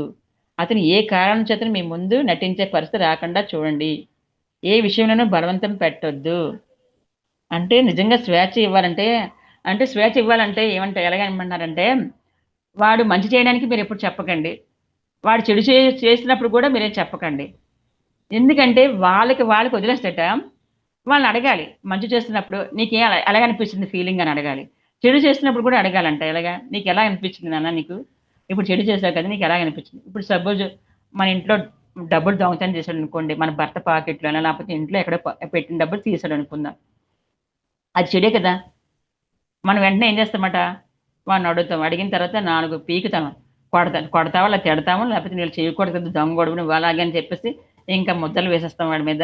ఇంక వాడు ఎప్పుడు ఇంట్లో ఎవరేం తీసేసినా, ఎవరేం బయటోళ్ళు పట్టుకెళ్ళిపోయినా ఇంక ఇంట్లో వాడే దొంగగా ముద్ర పడుతూ ఉంటారు. దొంగ ముద్ర పడుతూ ఉంటారు. ఎందుకంటే వాళ్ళకి నాలెడ్జ్ లేదు.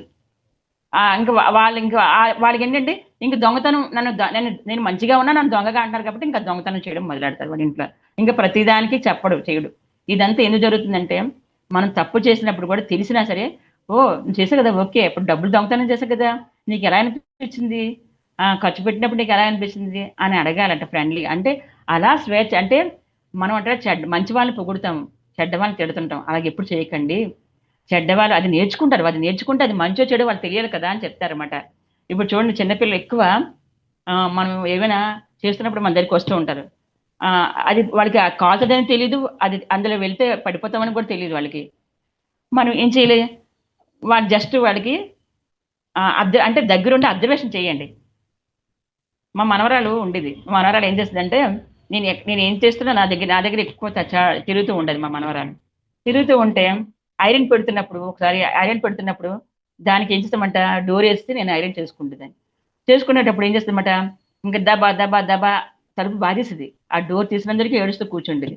ఇంకా అది ఏడుస్తుంది కదా అని చెప్పేసి చూడలేక డోర్ తీసి అది పట్టుకోవద్దమ్మా అని చెప్పేసి అంటే ఇంకా ఐరన్ బాక్స్ ముట్టుకోనకు వచ్చింది అనమాట. ఇస్త్రీ పెడుతుంటే ఐరన్ బాక్స్ ముట్టుకోన అది కూడా చేసేద్దామని దాని తర్వాత పిల్లలకి అదే. అప్పుడు నేను ఏం చేస్తానమాట, ఒకరోజు ఇంకా ఇది చెప్తే వింటలేదు కదా అని చెప్పి ఏం చేస్తానమాట, ఒకరోజు జస్ట్ చెయ్యిని తీసుకెళ్ళి ఐరన్ బాక్స్ మీద టచ్ చేయించాను అంతే. కాలింది, కొంచెం దానికి టచ్ అయింది అన్నది వెంటనే. పాపం ఏడుపు మొహం పెట్టబోయింది. మరి వెంటనే తీసాం కదా. అప్పటి నుంచి ఐరన్ బాక్స్ దగ్గర రావడం మానేసింది. ఎందుకు రావడం మానేసింది, అది అది కాలుతుందని తెలుసుది అంటున్నా, నొప్పి వస్తుందని తెలిసింది.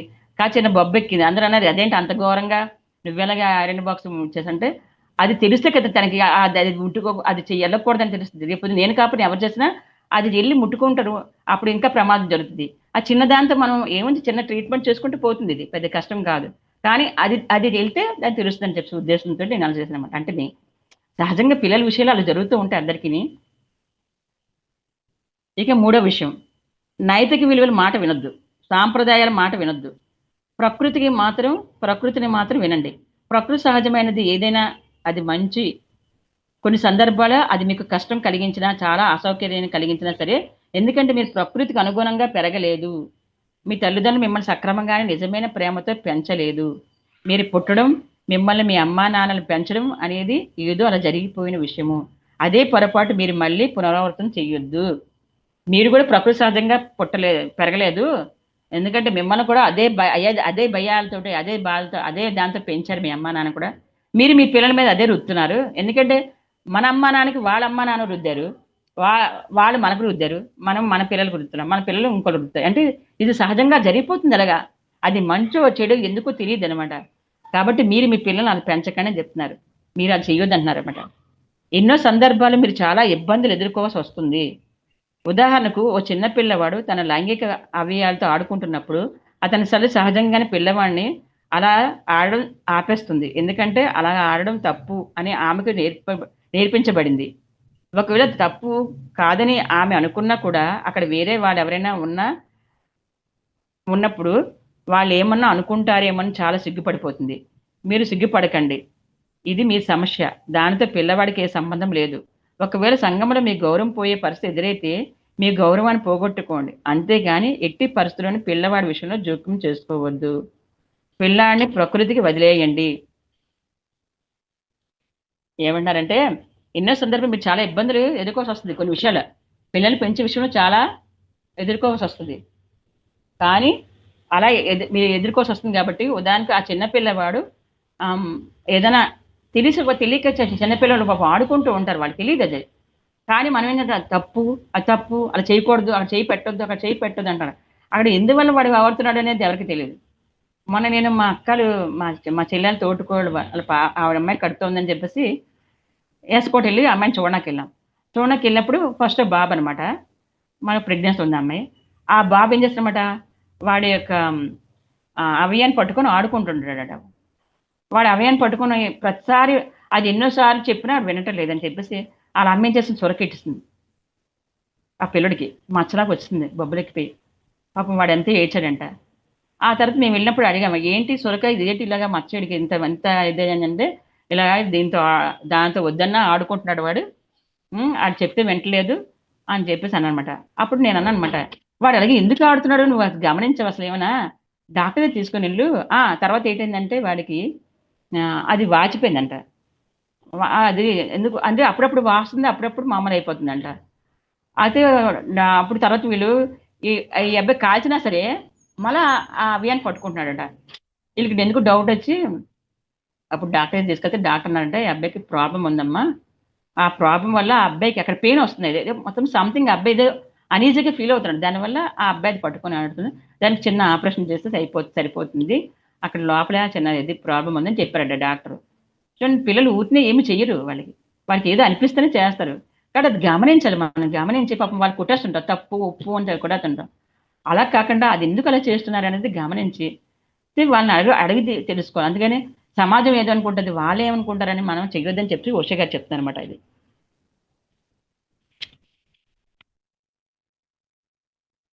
మీరున్నది ప్రకృతి సిద్ధమైన వాటి అన్నింటిలో అందుబాటులో ఉంచడానికి కానీ ప్రకృతి నిర్దేశించడానికి కాదు. మీరు కేవలం ఒక సహాయంగా మాత్రమే ఉండాలి పిల్లలకి. అంటే ప్రకృతి సిద్ధంగా వాళ్ళని ఉంచడానికి ట్రై చేయండి, కానీ వాళ్ళని ప్రకృతి నుంచి దూరంగా పెట్టకండి అని చెప్తున్నమాట. కాబట్టి ఈ 3 విషయాలు బాగా గుర్తుంచుకోండి. మరి ఇక ధ్యానం చేయడం ప్రారంభించండి.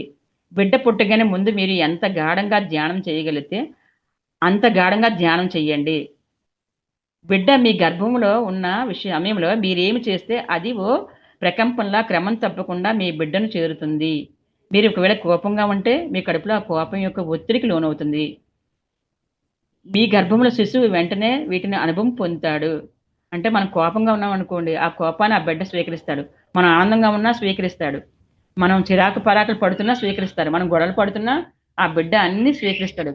కాబట్టి ఏమంటారంటే మీరు కడుపుతో ఉన్నప్పుడు ధ్యానం చేయండి. ఎంత గాఢంగా ధ్యానం చేస్తే, ధ్యానం ఏటవుద్ది మనకి, అన్ని మన ఇంద్రియాలు మూసుకుంటాము, ఇంకా మనకి ఈ నేత్రాలతో ఏం చూడం కాబట్టి మనకు కనబడదు. కాబట్టి మనం ఇంకెవరి విషయాలు పట్టించుకోము, ఎక్కువ మనతో మనం ఉంటాము, మన శ్వాసతో అనుసంధానం అవుతాము. ఆ బిడ్డకి ఆ శ్వాస వెళ్ళడం వల్ల లోపల అవయవాలన్నీ చక్కగా యాక్టివ్గా ఉంటాయి. ఆ శ్వాస ఎంతగా వెళ్తే బిడ్డ అంత యాక్టివ్గా అన్ని బ్రెయిన్తో సహా అన్ని అవయవాలు అన్ని సెల్స్ యాక్టివేషన్లో ఉంటాయి. దానివల్ల బిడ్డ ఆరోగ్యంగా ఉంటాడు. మనం ధ్యానం చేయడం వల్ల అంటే మనసు ప్రశాంతంగా ఉండగలుగుతాం.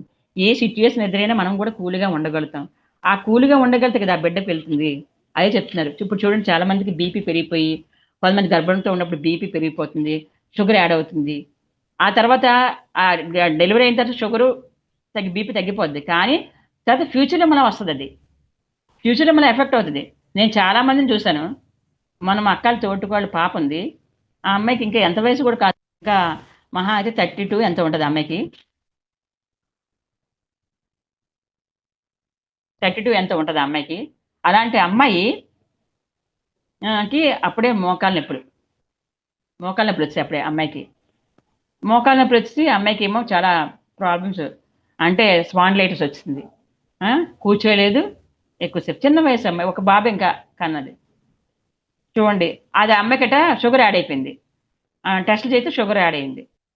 ఇవన్నీ ఇంకా థైరాయిడ్, తర్వాత థైరాయిడ్ యాడ్ అయింది. ఒక్క నిమిషం ఉండండి మాస్టర్స్, ఫోన్లు తెగ వచ్చేస్తున్నాయి.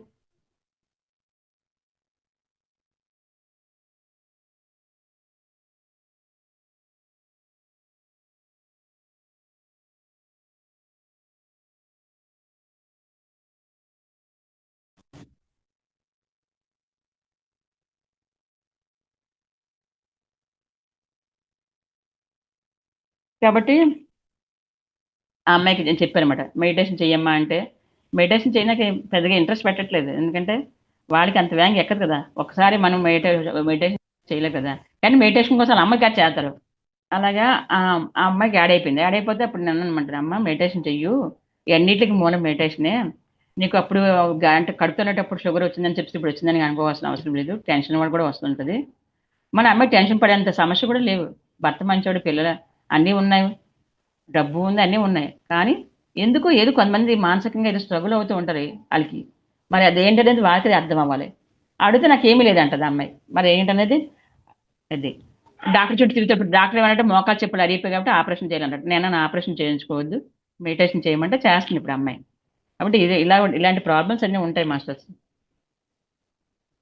కాబట్టి కోపము అంటే మన కోపం ఏదైతే ఇస్తామో అది వస్తుందన్నమాట. మీ గర్భంలో శిశువు వెంటనే వీటిని అనుభవం పొందుతాడు. మీరు విచారంగా ఉన్నట్లయితే వెంటనే కడుపులోని శిశువు ఒక విధమైన విచారాన్ని, ఒత్తిడిని అనుభవిస్తాడు. మీ కడుపులో పెరుగుతున్న శిశువు పూర్తిగా మీపైన ఆధారపడి ఉంటాడు.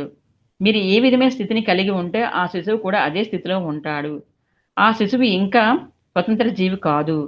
మీ పరిసరాలే అతని పరిసరాలు కనుక ఇంక ఎలాంటి కోట్లాట్లు వద్దు, ఏ విధమైన కోపతాపాలు వద్దు. అందుకే నేను తల్లి కావడం అంటే ఒక గొప్ప బాధ్యతను స్వీకరించడం అని అంటాను. మీరు ఎన్నింటినో త్యాగం చేయాల్సి ఉంటుంది. చూడండి, మొదటి నుంచే అలా కోపము, అసహ్యము, ద్వేషము, విభేదాలు పిల్లవాడి మనసులో ప్రవేశించాయంటే మీరే అతని జీవితాన్ని నరకం చేసిన వారవుతారు. అతను చాలా ఇబ్బందులు పడాల్సి వస్తుంది. అలాంటప్పుడు శిశువుని ఈ ప్రపంచంలోకి రానివ్వకపోవడం మంచిది. ఈ బాధల్లోకి శిశువుని తీసుకురావడం అంటేనే చాలా కష్టమైన విషయము.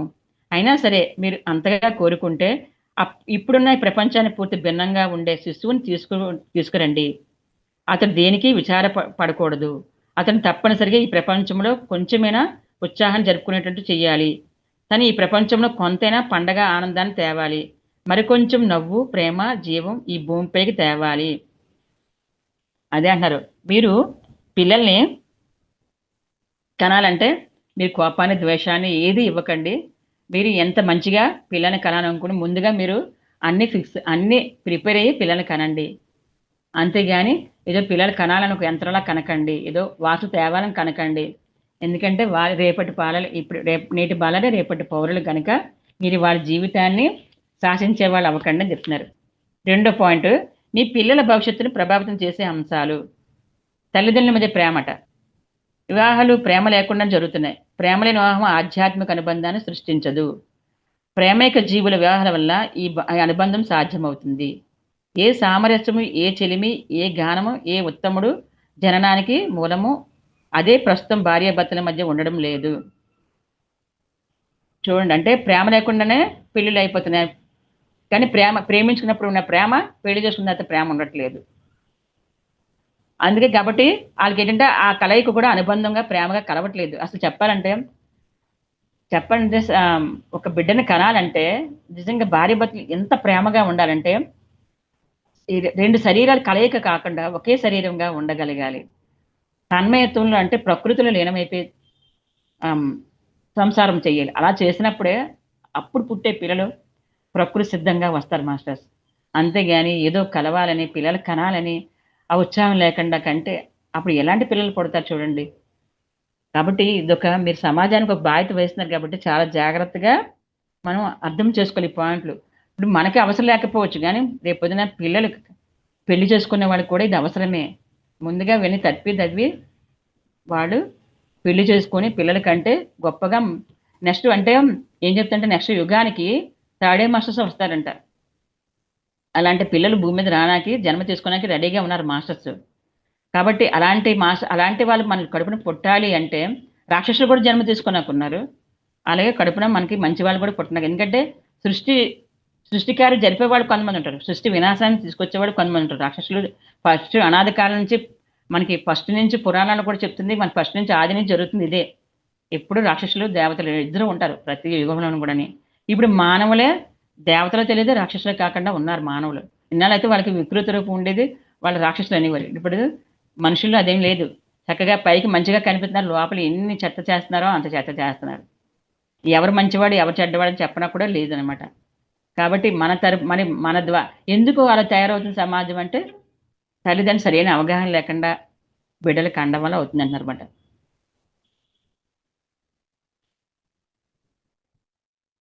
ప్రేమపూర్వకమైన వివాహాల వల్ల జన్మిస్తున్న పిల్లల్లో దైవత్వం ఏ కొసన కనిపించదు. దాదాపు దెయ్యాలాగే దుష్ట పిశాచలాగా వాళ్ళు ఉంటారు. వారి జీవితాలు కోపావేశాలతోనూ దేశాగ్నితోనూ హింసా ప్రవృత్తితోనూ నిండి ఉంటాయి.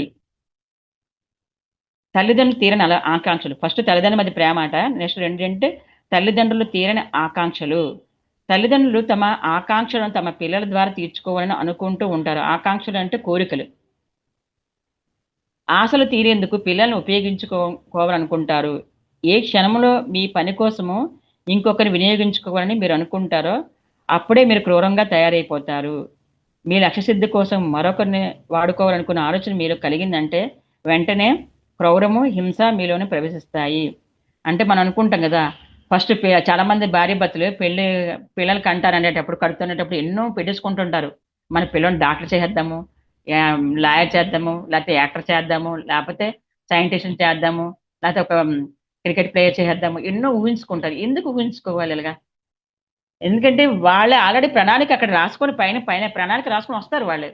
మనం ఎలాగా ఒక ఫైల్ సిద్ధం చేసుకొని భూమి మీదకి వస్తామో, వాళ్ళు కూడా ప్రతి ఒక్కరు వచ్చేవాడు ఫైల్ అక్కడ సిద్ధం చేసుకొని వస్తారు కదా! మరి ఆ సిద్ధమైన ఫైలు వాళ్ళు వాళ్ళకి అది తెలుస్తుంది వాళ్ళకి. అది ఉంటుంది. వాళ్ళు ఎందుకు భూమి మీదకొచ్చారో తెలుస్తుంది వాళ్ళకి. కానీ అది మనం ఏం చేస్తామంటే మాయలో పడేసి వాళ్ళకి తెలియకుండా చేసేస్తున్నాం వాళ్ళని. నాశనం చేసేస్తున్నాం. అదే మన జ్ఞానం నేర్పిస్తున్నాం అనుకో, వాళ్ళు అదే దైవత్వంతో వాళ్ళు ఉంటారు కాబట్టి, ఆ దైవత్వ లక్షణాలు తెలిగిన వాళ్ళు ఎప్పుడూ కూడా అందరిని ప్రేమించగలుగుతారు. సృష్టి ప్రేమ. సృష్టి నిండా ప్రేమే ఉంది. ఆ ప్రేమతో మమేకమై ఉంటారు కాబట్టి, వాళ్ళు అద్భుతంగా పెరగలుగుతారు. కాబట్టి ఎవరిని మీ స్వకార్యం కోసం సాధనాలకు ఉపయోగించుకోకండి. ఎందుకంటే ఎవరి లక్ష్యాలు వాళ్ళకుంటాయి గాబట్టి. వీళ్ళు గూడా అదే చెప్తున్నారు. తల్లిదండ్రులు తమకున్న ఆశల వల్ల క్రూరంగా ఉంటున్నారు. తమ పిల్లలు ఇలా ఉండాలి, అలా ఉండాలి అని వాళ్ళు అనుకుంటూ ఉంటారు. తమ పిల్లలు బాగా సంపన్నులవ్వాలని, కీర్తిమంతులవ్వాలని, గౌరవనీయులవ్వాలని ఆపేక్షిస్తూ ఉంటారు. తృప్తిని పొందలేని తమ అహంకారాలను తమ పిల్లలు తృప్తి అందించాలని కోరుకుంటూ ఉంటారు. తాము చేయలేని ప్రయాణాలను తమ పిల్లలు చేయాలని ఆశపడుతూ ఉంటారు. చిన్నప్పుడు వీళ్ళకి డబ్బు లేదనుకోండి, వీళ్ళు డబ్బులే పెరగలేదనుకోండి, తమ పిల్లలు కష్టం లేకుండా పెరగాలని కోరుకుంటారు. చాలా తప్పు మాస్టర్స్. మనం డబ్బు లేదు కాబట్టి అలా పెరిగాం కాబట్టి ఈరోజు బాధ్యతగా ఉన్నాము. మన పిల్లలు డబ్బులే పెరిగితే ఎలాగుంటారంటే బాధ్యత లేకుండా ఉంటారు. విచ్చలవిడితనంతో వాళ్ళు ఇష్టం వచ్చినట్టు ఉంటారు. అలా కాకుండా పెంచండి. మంచిదే. మంచిగా పెంచండి తప్పులేదు. కానీ వాళ్ళకి అన్నీ వాళ్ళు వాళ్ళు చేస్తున్న ప్రతిదాన్ని గమనిస్తూ ఉండండి. ధనవంతుడవ్వాలని అనుకున్న ఆ ప్రయత్నంలో విఫలుడైన ఓ తండ్రి తనకు చావు దగ్గర పడుతుందని, అతి త్వరలో తన జీవితం అంతమైపోతుందని తెలుసుకుంటాడు. ఆ వైఫల్యం అతనికి కృంగదీస్తుంది. తాను విజయం సాధించలేకపోయాడు. తన ప్రయత్నం ఇంకా కొనసాగుతూనే అంతం కాకుండా ఉంది. చావేమో సమీపిస్తుంది. అంతా ఒక పెద్ద అన్యాయంగా ఉంది. అది అతడికి కనిపిస్తుంది. తన కుమారుడు తన ప్రయత్నాన్ని కొనసాగించిన తండ్రి ఆశిస్తాడు. తన బదులు జీవితంలో మిగిలి ఉండేది తన కుమారుడే గనుక, తన రక్తమే తన కుమారుడిలో ఉంది. తానే పుత్రుడి రూపంలో కూడా జీవిస్తున్నాడు. తన అంతే తన కొడుకుగా ఉంటున్నాడు. తాను తన కుమారుడి ద్వారా అమరత్వాన్ని పొందగలుగుతున్నాడు. ఆత్మ సంగతి ఎవరికి తెలుసు? అంతే కదా! ఆత్మకి చావు లేదు. కాబట్టి ఒక పేదవాడు ఏం చేస్తాడనమాట, తన పేదవాడిగా ఉన్నాడు, తన కొడుకు డబ్బుగలడు అవ్వాలని చెప్పేసి ఏం చేస్తావు? ఒక పోలీసుడు అయితే బోలెడు డబ్బులొచ్చేతాయి. ఒక లాయర్ అయితే బోలెడు డబ్బులొచ్చేతాయి అన్యాయంగానే. ఒక డాక్టర్ అయితే బోలెడు డబ్బులొచ్చేతాయి. వాడు డబ్బుగలగా ఉండాలి, కార్‌లో తిరగాలని ఆకాంక్షిస్తుంటాం గానీ, కానీ చిన్నప్పటి నుంచి మోటివేషన్ అంటే ఎలాగంటే, ఒక పోలీసు తన బాధ్యతలేంటి? ఒక డాక్టర్ తన బాధ్యతలేంటి? తన వృత్తి ధర్మాలను ఎలా నిర్వర్తించాలి? అని పిల్లలకి చక్కగా మంచి మంచి కథల రూపంలో చెప్పగలుగుతుంటే, వాళ్ళిష్టం. వాళ్ళకి వదిలేయాలి. వాళ్ళు డాక్టర్ అవుతారు, యాక్టర్ అవుతారు, లేపోతే వాడు రౌడీగా తయారవ్వండి. వాడు నేర్చుకోవడానికి అది జన్మ. అందుకే నేర్చుకోవడానికొచ్చాడు. ఏమి ఇప్పుడు ఒక మంచి ఉంటే కదా ఒక చెడు ఉంటే కదా మంచి విలువ తెలుస్తుంది. మరి మంచి, చెడు అని ఎలా తెలుస్తుందంటే, ఒకటి ఆపోజిట్, ఒకటి ఈక్వల్‌గా ఉన్నప్పుడు తెలుస్తది. 2 రివర్స్‌లో ఉన్నప్పుడే తెలుస్తది. 2 ఈక్వల్‌గా ఉంటే ఏమీ తెలియదు కదా! ఇది మనిషికి అర్థమవుతున్న అమరత్వం సంతానం మూలంగా అదే నిజంగా కనిపిస్తూ ఉంది. ఆత్మ గురించి ఎవరు ఖచ్చితంగా చెప్పలేరు. దాన్ని అందరూ నమ్ముతూ ఉండొచ్చు. కానీ ఆ నమ్మకానికి మూలం భయమే. లోపల ఓ అనుమానం గూడా ఎప్పుడూ ఉంటూనే ఉంటుంది. నా కుమారులు నేను జీవిస్తున్నాను అని తండ్రికి తెలుసు. నేను మరణిస్తాను. కొంతకాలం భూమి కిందకి చేరుకుంటాను. కానీ నా పుత్రుడు ఇక్కడే ఉంటాడు. నా ఆశలు మాత్రం కలలుగానే మిగిలిపోతాయి అనుకుంటారు. ఆ కోరికను తన కుమారుడి మీద రుద్దే ప్రయత్నం చేస్తారు. తమ ఆశలను తన కుమారుడికి మనసులను కూడే ప్రయత్నాన్ని చేస్తారు. నా ఆశయాలు నువ్వే తీర్చాలి. నువ్వు నా ఆశలను నెరవేరిస్తే నాకు తృప్తి కలుగుతుంది. నువ్వు తండ్రి రుణం తీర్చుకున్నవాడివవుతావు. నువ్వు వాటిని నెరవేర్చకపోతే నాకు ద్రోహం చేసిన వాడు అవుతావని చెప్పేసి అంటారు. పోనీ ఇది కాకపోతే రాజకీయాలకు వెళ్ళు. కనీసం ఓ ఇంజినీరో, డాక్టరో అని చెప్పకండి. మీ అబ్బాయినికి ఏ కట్టెలు కొట్టుకునేవాడా అవ్వాలని అనుకుంటూ ఉండవచ్చు. ఏ చెప్పులు కుట్టేవాడిగా తయారవ్వాలని అనుకుంటూ ఉండవచ్చు. అలా అంటూ జీవితాన్ని ఆనందంగా గడపాలని అనుకుంటూ ఉండవచ్చు. ఏ పని చేయకుండా దేశదిమ్మరిగా తయారవ్వాలని కూడా అనుకుంటూ ఉండవచ్చు. అలా ఉంటూ జీవితాన్ని ఆనందంగా గడపాలని అనుకుంటూ ఉండవచ్చు. చెట్ల నీడలో విశ్రమిస్తూ, సముద్ర తీరాల్లో సంచారాలు చేస్తూ, ప్రపంచాన్నంతా చుట్టి రావాలని అనుకుంటూ ఉండవచ్చు. మీరు మీ కుమారుడిని నిజంగా ప్రేమిస్తున్న వాళ్ళైతే, అతని జీవితాల్లో ఏ విధంగానూ అడ్డుపడకండి. సరే అలాగే కానీ నా ఆశీర్వాదం కూడా తీసుకుని వెళ్ళు అనండి. అంటే ఏమంటారంటే వాళ్ళ జన్మ ప్రణాళికలో వాళ్ళు చదువుకోడానికి భూమి మీద రారు. వాళ్ళు దేశం అంతా తిరగాలి, దేశ దిమ్మలో తిరగాలని అనుకుంటారు. ఒక జన్మలో డబ్బు ఉన్నవాడికి అన్ని అనుభవించాడు. వాడికి ఇంకా అవసరం లేదు. ఇప్పుడు ఏంటంటే ఏమి ఏ బంధాలతో అటాచ్మెంట్ అవ్వకుండా అలా తిరగాలని అనుకుంటాడు. ఇంక మనం ఏమనుకుంటామంటే సమాజానికి భయపడతాం మనం. అమ్మ నీ కొడుకటి అలా తయారాడు, వాడికి బుద్ధి చెప్పవు చేయవు అని అంటారు. కానీ ఇది వషు చెప్పిందంతా మనకి కొద్దిగా కష్టంగా ఉంటది మనకి. కానీ సత్యం ఇదే. ఎందుకంటే ఎవరిని ఎవరు మార్చలేని సంగతి ఎవరికి తెలియదు. మనం ఎంత ఇదిగా మార్చినా ఆడవ్వాల. మరి బుద్ధుని చూడండి. వాళ్ళ తండ్రి ఇటమ్మా చక్రవర్తి చెయ్యాలని కోరిక ఉంటాడు, సన్యాసి అవ్వకూడదు అనుకుంటాడు. కానీ తన ప్రణాళికలో నేర్చుకోవడానికి సన్యాసి అయితే అంటే అందరి దుఃఖాన్ని, రోగాన్ని, బాధని పోగొట్టి అన్ని అన్ని తీసి జనాలందరూ ఆనందంగా ఈ భూమి మీద జీవించాలంటే దానికి సొల్యూషన్ ఏంటి తెలుసుకోవాలని అన్ని వదిలేసి ఒక రాజ్యాన్ని అన్ని త్యజించి వెళ్ళిపోయాడు కదా మరి బుద్ధుడు. అలాగే త్యజించి వెళ్ళబట్టే అతను తెలుసుకోబట్టే ఈ రోజు మనందరం కూడా ఈ భూమి మీద అవి తెలుసుకున్నాం. జ్ఞానం అన్నది ఏంటి, అసలు మనిషి ఆనందంగా జీవించాలంటే ఆనందం ఎక్కడుంది, అసలు కోరికలు అంటే మూలం, కోరికలు ఏంటి, కోరికల మూలం ఈ దుఃఖము, ఇవన్నీ అతను తెలుసుకుని మనం చెప్పాడు కాబట్టి మనకు కూడా అర్థమవుతుంది ఆ జ్ఞానం. అసలు ధ్యానం ఎందుకు చేయాలి, ధ్యానం చేస్తే జ్ఞానం ఎందుకు వస్తుంది, ఎలాగా, ఇవన్నీ మనం తెలుసుకున్నాం. ఎందుకు వాళ్ళు తెలుసుకొని మనం చెప్పబట్టి మనం తెలుసుకున్నాం. అలాగే వాళ్ళు అనుభవపూర్వకంగా ఎవరికి వాళ్ళు తెలుసుకునేటట్టు మనం చేయాలంటున్నారు. అంటే ప్రకృతి సిద్ధంగా పిల్లల్ని పెంచండి అంటారు. వాళ్ళు ఏ అనుభవం పొందాలో ఆ అనుభవాన్ని పొందనివ్వాలన్నమాట. మీరు మీ కుమారుని నిజంగా ప్రేమిస్తున్న వాళ్ళైతే అతని జీవితాన్ని ఏ విధంగా అడ్డుపడకండి. సరే అలాగే కానీ నా ఆశీర్వాదం కూడా తీసుకుని వెళ్ళానండి. నీ సత్యాన్ని నువ్వే వెతికి అన్వేషించి తెలుసుకో. నువ్వు ఎలా ఉండాలనుకుంటున్నావు అలాగే ఉండు. నేను నీ దారికి అడ్డు రాను. నా అనుభవాలు నీతో చర్చించి ఏ విధంగా నీకు అలజడి చికాకు తెప్పించను. ఎందుకంటే నా అనుభవాలు కేవలం నాయి మాత్రమే. కాబట్టి నువ్వు నేను కాదు, నేను నీ తండ్రిని అవ్వచ్చు, కానీ నువ్వు నేను కాలేవు. నువ్వు నా అనుకరణ కాదు. నా వేషం నువ్వు వేయక్కర్లేదు. నా జీవితాన్ని నేను జీవించాను. నీ జీవితాన్ని నువ్వు జీవించు. నా అనుభవాలు కానీ వాటిని చెప్పి నేను నీకు భారం కలిగించను. నా తీరని కోరికలన్నింటినీ నీ మీదకి రుద్ది భారాన్ని కలిగించను. నువ్వు తేలిగ్గా ఉండు. నీకు కావలసిన సహాయం కూడా నేను చేస్తాను. నా ఆశీర్వాదాన్ని కూడా తీసుకొని నువ్వేం అనుకుంటున్నావు అలాగే కా, నువ్వు ఎలా ఉండాలనుకుంటున్నావు అలాగే ఉండు అని చెప్పండి అంటున్నారు. ఇది ఇది చాలా కష్టంగా ఉంటుంది మాస్టర్స్ అందరికీ. ఎందుకంటే ఈ విషయం వినడం మన ఎవరికి ఇష్టం ఉండదు. అంటే మనెవరు కనుక అంటలేదు, చాలా మందికి ఇష్టం ఉండకపోవచ్చు. కానీ ఇది ఇలా ఇలా పిల్లలు వాళ్ళు ఎదగాలి అనుకుంటే వాళ్ళ ప్రణాళికలు నెరవేరాలి అంటే ఇలాగే ఉండాలంట మనం. అంటే ఏం చెప్పకూడదు వాళ్ళకి. ఏమనంటే నువ్వుగా జీవించు, నేను నేనుగా జీవించాను, నువ్వుగా జీవించు, నీ ఇష్టం, నువ్వు ఎలా జీవించాలనుకుంటున్నావు అది నీ ఇష్టము అని వాళ్ళకి వదిలేయమని చెప్తున్నారు అనమాట. మీ పిల్లలు మీ వల్ల భూమి మీదకి వస్తారు, కానీ వాళ్ళు దేవుడి బిడ్డలు, సమస్తానికి వాళ్ళు వారసులు. వాళ్ళకి మీరు స్వంతం చేసుకోకండి. మీ ఆస్తిగా వాళ్ళని భావించకండి. మీకు ఎలాగ వాళ్ళు స్వంతం కాగలరు. గాయకుడిగా తయారైతే ఒరిగేది ఏమీ లేదని మీకు బాగా తెలిసే ఉండొచ్చు. మీ బిడ్డ గాయకుడైతే వాడు పేదవాడిగానే ఉంటాడని, ఎప్పటికీ ధనవంతుడు కాలేడని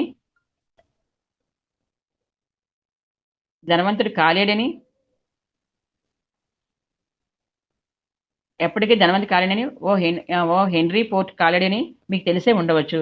మీ కుమారుడు ఓ కవి కావాలని అనుకుందాం. అప్పుడు వాడు ఓ భిక్షగాడిగా తయారవుతాడని మీకు తెలిసే ఉండవచ్చు. అది నిజంగా మీకు తెలుసు. మీ బిడ్డ వల్ల మీ ప్రేమ నిజమే అయితే అతడి మీరు గౌరవించాలి. అతడి అభివృద్ధితో మీరు స్వీకరించాలి, సమ్మతించాలి. ప్రేమ ఎప్పుడు గౌరవంతోనూ నిండి ఉంటుంది. ప్రేమ అనేది గౌరవం, మీరు గౌరవించాలి. భగవద్గీత అయితే మీ కుమారుడి ద్వారా అది తీర్చాలి ఉంటే దాన్ని అలాగే సాగనివ్వండి.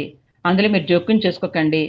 అంటే వాళ్ళు ఏ ప్రణాళికతో వచ్చారో అలాగే సాగనివ్వండి. అందులో మీరు జోక్యం చేసుకోవద్దు, మీరు స్వీకరించండి అని చెప్తున్నారు అనమాట. అంటే కొంతమంది కవి కావాలనుకుంటారు. మనం అనుకుంటాం అంటే కవి అయితే నీకు ఏమొస్తుంది, డబ్బులు రావు ఏమి రావు, పేదవాడిగా బతుకుతావు, కవి ఎందుకు నీకు అంటాం. అంటే వాడికి అక్కడ మనం నీరు పోసేస్తుంటాము. అంటే వాళ్ళ ప్రణాళికల పాపం కవి అయితే ఏమి ఎంతో కవిగా నిజంగా చెప్పాలంటే కవి అనేవాడు ప్రకృతి మమేకం ఉంటారు. ఎందుకంటే వాళ్ళు ఒక కవిత్వం రాయాలంటే ప్రకృతిని అనుగుణంగా, ప్రకృతి సహజంగా జరుగుతున్న వాటిని అనుసరించి వాడు చూస్తూ ఆ సృష్టిని గమనిస్తూ ఒక కవిత్వం కానీ ఒక పాట కానీ రాయగలుగుతారు. మరి వాళ్ళకి అలా పెరగనివ్వకుండా మనం అడ్డుతరేస్తాం. నీకు కవిత్వం రాసి నీకేమొస్తుంది డబ్బు, నీకేమి రాదు, నువ్వు పేదోడుగా ఉంటావు అంటాం అనమాట. అలా ఒక గాయకుడు అయితే నువ్వు పాటలు పాడుకుంటా అది ఎంతకాలం పాటలు పాడుతావు నీకు దాంట్లో వల్ల ఏమొస్తుంది నీకు ఒక సింగర్ అవ్వే కన్నా ఇంకే డాక్టర్ ఎలా అయ్యావు అంటామంట. ఇలాగే వాడికి వాళ్ళు ఎదగనే కంటే మనం చేస్తుంటామంట. అలా వద్దని చెప్తున్నారు. ప్రేమ ఎప్పుడు గౌరవంతో నిండి ఉంటుంది. ప్రేమ అనేది గౌరవం, మీరు గౌరవించాలి. భగవద్గీత అయితే మీ కుమారుడు ద్వారా అది తీరాల్సి ఉంటే దాన్ని అలాగే సాగనివ్వండి అంటున్నారు. అంటే భగవంతుడు ఇస్తే ఎలాగుంటే అలాగే జరుగుతుంది, అలాగే సాగనివ్వండి, మీరు వాళ్ళతో జోక్యం చేసుకోవద్దని చెప్తానమాట. నీకంటే జీవితాన్ని గురించి నాకు ఎక్కువ తెలుసు, ఎంతో ఎక్కువ కాలం నేను జీవించాను, నీకు జీవితం గురించి తెలియడం లేదు, అనుభవం గురించి నీకు తెలియడం లేదు, డబ్బంటే ఏమిటో నాకు తెలుసు, కవిత్వం నీకు డబ్బును సంపాదించపెట్టదు, పోనీ ఇది కాకపోతే రాజకీయాలకు వెళ్ళు, కనీసం ఓ ఇంజనీరు ఒక డాక్టరో అవ్వని చెప్తామంట మనం. పిల్లల పట్ల చూపించే అతి జాగ్రత్త. సంతోషంగా ఉండే మనిషి శాంత స్వభావంగానే ఉంటాడు. పిల్లవాడిని మీరు అర్థం చేసుకుంటే పిల్లవాడు మిమ్మల్ని అర్థం చేసుకుంటాడు. సంతోషం అంటే ఏమిటో మీకు తెలిసి ఓ ఎదిక మీకుంటే పిల్లవాడి కోసం ఆలోచించే స్వభావం మీకు అబ్బుతుంది. అతడు ఎలా ఆలోచిస్తాడో మీకు అవగతం అవుతుంది. సంతోషం గురించి తెలుసుకున్న మీరు ఎవరి పట్ల క్రూరంగా ప్రవర్తించలేరు. ఓ అసమ్మం ఇది. జీవితపు రుచిని ఏమాత్రం మీరు అనుభవించి ఉన్నా ఎవరి నాశనాన్ని మీరు కోరుకోలేరు. మీ పిల్లల నాశనాన్ని మీరు ఎలా కోరుకోగలరు? ఎవరు నాశనమైపోవాలని మీరు కోరుకోరు. అంటే మనం ఎవరు కూడా నాశనం కోరుకోం కదా! మనం నాశనం అవ్వాలని కోరుకోము, ఎవరు నాశనం అవ్వాలని కోరుకోము. కాబట్టి మన పిల్లల నాశనాన్ని మీరెందుకు మీరు కోరుకోరు కాబట్టే కోరుకోవద్దు అని చెప్తానమాట. కేవలం ఒక ఎరుక మీలో ఉంటే చాలు, మరేమీ అక్కర్లేదు. ఎరుకతో ఉండడం ప్రారంభించండి. ఎంతో సంతోషంతో మీరు ఉండగలుగుతారు. మరి సంతోషంగా ఉండే మనిషి శాంత స్వభావాలుగా తయారవుతారు. అంటే మీరు ఎరుకుతో ఉండండి, అంటే ఎప్పుడు సంతోషంగా ఉండండి అని చెప్తున్నారన్నమాట. పిల్లవాళ్ళు పెద్దవాళ్ళు కారనే విషయాన్ని ఎప్పుడు గుర్తుంచుకోండి. పెద్దలు బుద్ధులు పిల్లలకి ఉండాలని మీరు ఎప్పుడూ ఆశించకండి. వాళ్ళు చిన్నపిల్లలే, వాళ్ళ దృక్పథం పూర్తిగా విభిన్నంగా ఉంటుంది. ఓ విభిన్న అభిరుచి వాళ్ళకు ఉంటుంది. పెద్దలైన మీ అభిలాషలను పిల్లల మీద బలవంతంగా రుద్దే ప్రయత్నాలు మీరు ఎప్పుడూ చేయకండి. వాళ్ళకి పిల్లల్లాగానే ఉండనియండి. తర్వాత అలా వాళ్ళు ఎప్పటికీ ఉండలేరు. కాబట్టి బాల్య గతించిన తర్వాత ప్రతి ఒక్కరూ దాని గురించి తలంచుకొని విచారం అనుభవిస్తూ ఉంటారు. బాల్యంలో ఆ రోజులు స్వర్గంలో ఉన్నట్లు ఉండేవని గుర్తు చేసుకుంటూ ఉంటారు. పిల్లల బాల్యాన్ని బాల్యంగానే ఉండనివ్వండి. దాన్ని చిందరవందర చేయకండి. మనం అనుకుంటాం కదా! చిన్నప్పుడే బాగుండేది, చక్కగా ఆడుకుండేవాళ్ళం అని అనుకుంటాం కదా! మరి అలాగే పిల్లలు కూడా బాల్యంలో వాళ్ళ యొక్క మనం గందరగోళం చేయకుండా బాల్యంలో వాళ్ళు చక్కగా ఆ బాల్యంతో ప్రకృతితో గడపడానికి వాళ్ళు ఏ విధంగా స్వేచ్ఛగా గడపడానికి మనం అవకాశం ఇమ్మంటున్నారన్నమాట. పిల్లల ధోరణి ఒకప్పుడు మీకు ఓ పట్టాన అర్థం కాదు. ఎందుకంటే ఆ ధోరణి మీరెప్పుడో పోగొట్టుకున్నారు కనుక. ఓ కుర్రాడు ఓ చెట్టెక్కే ప్రయత్నం చేస్తూ ఉంటాడు. మీరేం చేస్తారప్పుడు? వెంటనే మీరు భయపడతారు. వాడు కింద పడిపోవచ్చు, వాడి కాలు ఇరిగిపోవచ్చు, మరో కీడు ఏదైనా కలగవచ్చు. ఆ భయంతో మీరు తక్షణం పరిగెత్తుకెళ్ళి ఆ కుర్రాడు చెట్టెక్కనికుండా అడ్డుపడుతుంటారు. ఆ చెట్టెక్కడంలో ఉండే ఆనందము గురించి మీకు తెలిసి ఉంటే ఆ పని చేసేవారు కాదు. పైగా కుర్రాడి ప్రయత్నాన్ని ఓ సహాయాన్ని కూడా అందించి సరిగ్గా చెట్టెక్కేలాగా ఎలా ఎక్కాలని నేర్పించి ఉండేవారు. చెట్టెక్కే పద్ధతి నేర్పించే చోటికి ఆ కుర్రాడిని తీసుకెళ్లి శిక్షణ ఇప్పించేవారు. ఆపే పనిని మాత్రం చేసి ఉండేవారు కాదు. మీ భయం మంచిదే.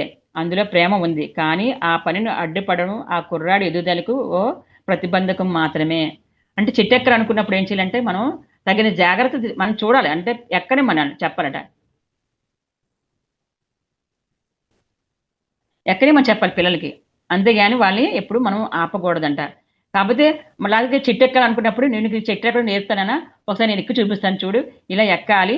ఇలా ఇలా ఇలా పట్టుకోవాలి. ఇలా చెయ్యాలని చెప్పి వాళ్ళు చెట్టెక్కేటట్టు చేస్తే, వాళ్ళు చెట్టెక్కిన తర్వాత ఎంత ఆనందంగా ఫీల్ అవుతారు. మనం చిన్నప్పుడు కూడా చాలా మంది చూడండి చెట్లెక్కి కాయలు కోసుకొని, చక్కగా ఆ చెట్టు మీద కూర్చొని ఉయ్యాల ఊగుతూ ఆడేవాళ్ళమే. ఇప్పుడు చెట్లు అనేది కరువైపోతున్నాయి. చెట్లు లేవు. కానీ వాళ్ళెక్కడో వెళ్ళినప్పుడు చెట్ల మీద ఆడుకుంటారన్నప్పుడు మనం దాన్ని వాళ్ళు వద్దని చెప్తాం. అమ్మ పడిపోతా. ముందే మన మాట పడిపోతా, అమ్మ జాగ్రత్త కాలు ఇరిగిపోద్ది ముందే అనేస్తుంటాం. అని అనకండి. మీరు వాళ్ళు ఎక్కే ప్రయత్నాన్ని ఆపకండి. ఆ ఎక్కిన తర్వాత వాడు ఎంత ఆనందంగా ఫీల్ అవుతాడో కళ్ళలో చూడండి అని చెప్తానన్నమాట. అప్పుడు వాళ్ళు ఎంతో శక్తి వస్తదట. అంటే నేను సాధించానని తృప్తి వాళ్ళకుంటాది. అప్పుడే పిల్లల ఎదుగుదల ఉంటది. అందుకే పల్లెటూరులో పెరిగే పిల్లలకిని, పట్టణంలో పెరిగే పిల్లలకి చాలా తేడా ఉంటది. వాళ్ళు పల్లెటూరు పెరిగే వాళ్ళు చక్కగా నడవగలుగుతారు, ఎక్కడికైనా వెళ్ళగలుగుతారు, ధైర్యంగా చీకట్లో ఏదైనా చేయగలుగుతారు. ఒక పావన్న భయం ఉండదు. ఏ జంతువుల పట్ల వాళ్ళ భయం ఉండదు. చీకటన్నా భయం ఉండదు వాళ్ళకి, దేనన్నా భయం ఉండదు. వాళ్ళు ఈత కొట్టగలరు, చెట్లు ఎక్కగలరు, అన్ని చేయగలరు వాళ్ళు. ఎందుకంటే వాళ్ళు ప్రకృతితో జీవిస్తారు కాబట్టి. ఇక్కడ మనకి అవేమి ఉండవు. మనకంతా మేడలు, మెట్లు ఎక్కితే పడిపోతాడని భయం, జారిపోతాడని భయం, అన్ని భయాలు భయాలు భయాలు భయాలతోనే పక్కింటికి వెళ్ళకూడదు, ఆడకూడదు, మేడకి గెంతే ఎవరు తిడతారని భయం. ఇంక వాళ్ళకి ఎక్కడ స్వేచ్ఛ మనం ఇచ్చాము చెప్పండి? వాళ్ళ ఎదుగుదల ఎక్కడుంది? అంతా చదువు చదువు చదువు, సెల్ ఫోన్లు, ఇదే జీవితం మనం చేస్తున్నాం. అందుకే పిల్లలు ఎందుకు ఇలా తయారవుతున్నారు అంటే, రాక్షసులుగా కోపంగా ఎందుకు తయారవుతారంటే, వాళ్ళు చిన్నప్పటి నుంచి అణుచుకున్న ఆ ఉద్రేకాన్ని ఎప్పుడోసారి బట్టబయలు చేస్తారు. అంటే ఇది నేను చెప్తాను మాస్టర్స్, ఇందులో లేదు. చెట్లక్కడ ఏదో ఆవశ్యకత ఉంది, ఆ పని చెయ్యని కుర్రాడు ఓ పేదవాడుగానే తయారవుతాడు. ఏ సంపదను పోగొట్టుకున్నవాడు అవుతాడు. జీవితాంతము ఓ దరిద్రుడిగానే మిగిలిపోతాడు. ఓ అందాన్ని మీరు వాడికి అందకుండా చేశారు. ఆ అందం గురించి వాడికి ఎప్పటికీ తెలియదు. ఆ తర్వాత చెట్లెక్కడం మరింత కష్టమైపోతుంది. వాడికి ఓ పిచ్చి పనిగానో, ఓ వెర్రికి పనిగానో, ఓ వెకిలి పనిగా కార్యంగానో అది వాడికి అనిపిస్తూ ఉంటుంది. చిన్నప్పుడు చెట్టు ఎక్కేవాడు తర్వాత పెద్ద అయిన తర్వాత కూడా ఎక్కగలుగుతాడు. అందుకే చూడండి, చిన్నప్పుడు సైకిల్ నేర్చుకున్న వాడు బండి ఈజీగా తీస్తారు. చిన్నపిల్లలు సరే బండి చాలా ఈజీగా తీస్తారు. ఇంకా చిన్నప్పుడు సైకిల్ నేర్చుకుంటే, సైకిల్ నేర్చుకుంటే కాలు ఇరిగిపోతే ఇదే ఇరిగిపోతే మనం అన్నాం అనుకోండి, వాళ్ళు సైకిల్ తొక్కడం నేర్చుకుంటే అది బండి తొక్కడం కూడా సరిగా నేర్చుకోలేక యాక్సిడెంట్ కూడా చేస్తారు వాళ్ళు. అందుకని ఏదైనా అదే అంటారు, రక్తం కారకుండా ఏ విద్య రాదని మన పెద్దలు ఊరికనే అనరు, అనేవారు ఎప్పుడుని. రక్తం కారకుండా ఒక ఒక ఏది నేర్చుకున్నా దెబ్బ తగలంట, రక్తం కారాలంట, అప్పుడే అది పరిపూర్ణం అవుద్ది అంటారు. అలాగే ఎందుకంటే ఊరిని అనలేదు, ఎందుకంటే దెబ్బలు తగులుతాయి, మనం జాగ్రత్త తీసుకుంటాం, ఏమైపోరు కదా, చిన్న చిన్న దెబ్బలు తగులుతాయి. కానీ అది వాళ్ళు నేర్చుకుంటారు, వాళ్ళు అది ఆనందం. సైకిల్ నేర్చుకోవడంలో ఆనందం, చెట్లు ఎక్కడంలో ఆనందం, ఈత కొట్టడంలో ఆనందం. ఈ ఆనందాలన్నీ వాళ్ళ కళ్ళలో చూడండి, వాళ్ళు ఎంత ఆనందంగా ఫీల్ అవుతారు, అది గమనించండి అంటున్నారు. ఆ ఎదుగుదల వాళ్ళ ఉంటుంది, అదే ఆత్మానుభవం, ఆత్మజ్ఞానం అదే. వాడితో పాటు ఇప్పుడు వాడు చెట్టెక్కనియండి, మీరు భయం వేస్తే వెళ్ళి సహాయం చేయండి, దగ్గరికి వెళ్ళి చెట్టెక్కడం నేర్పించండి. వాడితో పాటు మీరు చెట్టెక్కండి, కింద పడిపోకుండా ఎలా జాగ్రత్త పడాలో నేర్పించండి. కొన్నిసార్లు కింద పడితే వచ్చే ప్రమాదం ఏమీ లేదు, సరిగా మీ ఆపేసే ప్రయత్నం వల్లే ఎంతో హాని కలుగుతుంది. శాస్త్రంగా వర్షంలో తడుస్తూ రోడ్ల మీద అటు ఇటు సరదాగా పరుగులు తీయాలని ఓ అబ్బాయి కనిపిస్తుంది. వర్షంలో తడిస్తే వాడికి జలుబు పట్టుకుంటుందేమో, ఏ న్యూమోనియా వచ్చేస్తుందేమో అని భయం మిమ్మల్ని పట్టుకుంటుంది. మీరు ఇలా భయపడడం మంచిదే. కాబట్టి వాడికి జలుబు రాకుండా ఉండేందుకు ఆ కుర్రాళ్ళలో రోగనిరోధక శక్తిని పెంచే ఉపాయాల కోసం కాస్త ఆలోచించండి. మీకు భయం ఉంటుంది, తప్పు కాదు. కానీ అలా దానికి ఏం తీసుకోవాలి? వర్షంలో తడిస్తే జలుబు చేస్తుంది, దానికి ఏ చర్యలు తీసుకోవాలి అనేది వాళ్ళ రోగనిరోధక శక్తి. అంటే వర్షంలో తడిసిన వాళ్ళ జలుబు, న్యూమోనియా, దగ్గు అలాంటి రాకుండా ఉండాలి అంటే దానికి ఏం చర్యలు తీసుకోవాలో ముందే మీరు వాళ్ళకి ఆ చర్యలు తీసుకోండి కానీ అని చెప్తున్నారు అనమాట. ఓ డాక్టర్ వద్దకు వాడిని తీసుకెళ్ళి ఏ విటమిన్ తినిపిస్తే రోగనిరోధక శక్తి పెరుగుతుందో అడిగి తెలుసుకొని, వర్షంలో ఎన్ని చిందులు వేసినా జలుబు, న్యూమోనియా వంటివి ఏవి రాకుండా తగిన జాగ్రత్త తీసుకునే ప్రయత్నాలు చేయండి. అంతే తప్ప వాడిని వర్షంలో వెళ్ళకుండా ఆపకండి. వర్షంలో తడుస్తూ రోడ్డు మీద డ్యాన్స్ చేస్తుంటే అబ్బాయి ఎంత సంతోషంగా ఉంటుందో, ఆ సంతోషాన్ని పొందలేకపోవడం ఓ విలువైన వస్తువుని పోగొట్టుకున్నట్టే. సంతోషం గురించి మీకు తెలిసి మీ ఎరుకలో మీలో ఉంటే పిల్లల ధోరణి మీరు సరిగ్గానే అర్థమవుతుంది. వాళ్ళ సరదాలు, అభిరుచులు మీకు అర్థమవుతాయి. నిజంగా సంతోషం అనేది ఏది మనకు తెలిసి ఉంటే మాత్రం మన పిల్లలు కూడా సంతోషాన్ని దూరం చేయమంట. నిజంగా చిన్నప్పుడు మనం చక్కగా వర్షంలో ఆడుకునేవాళ్ళం. అసలు ఎండాకాలం వస్తే, వర్షం వస్తే ఎంత ఆనందం అంటే, మాకప్పుడు ఎండాకాలం వస్తే పేపు వచ్చింది అనమాట, నుదుటి మీద, వీపు మీద పేపులు వచ్చేవి. వర్షం పడితే మా అమ్మాలు ఏమనేవారంటే, వెళ్ళి వర్షం వెళ్ళి ఆడుకోండి, వెళ్ళి తడవండి, శుభ్రంగా డ్యాన్స్ వేసుకోండి అనేవారు అనమాట. శుభ్రంగా వర్షం వస్తే హ్యాపీగా వర్షంలో ఎప్పుడు వర్షం వచ్చినా ఎంజాయ్ చేసేవాను.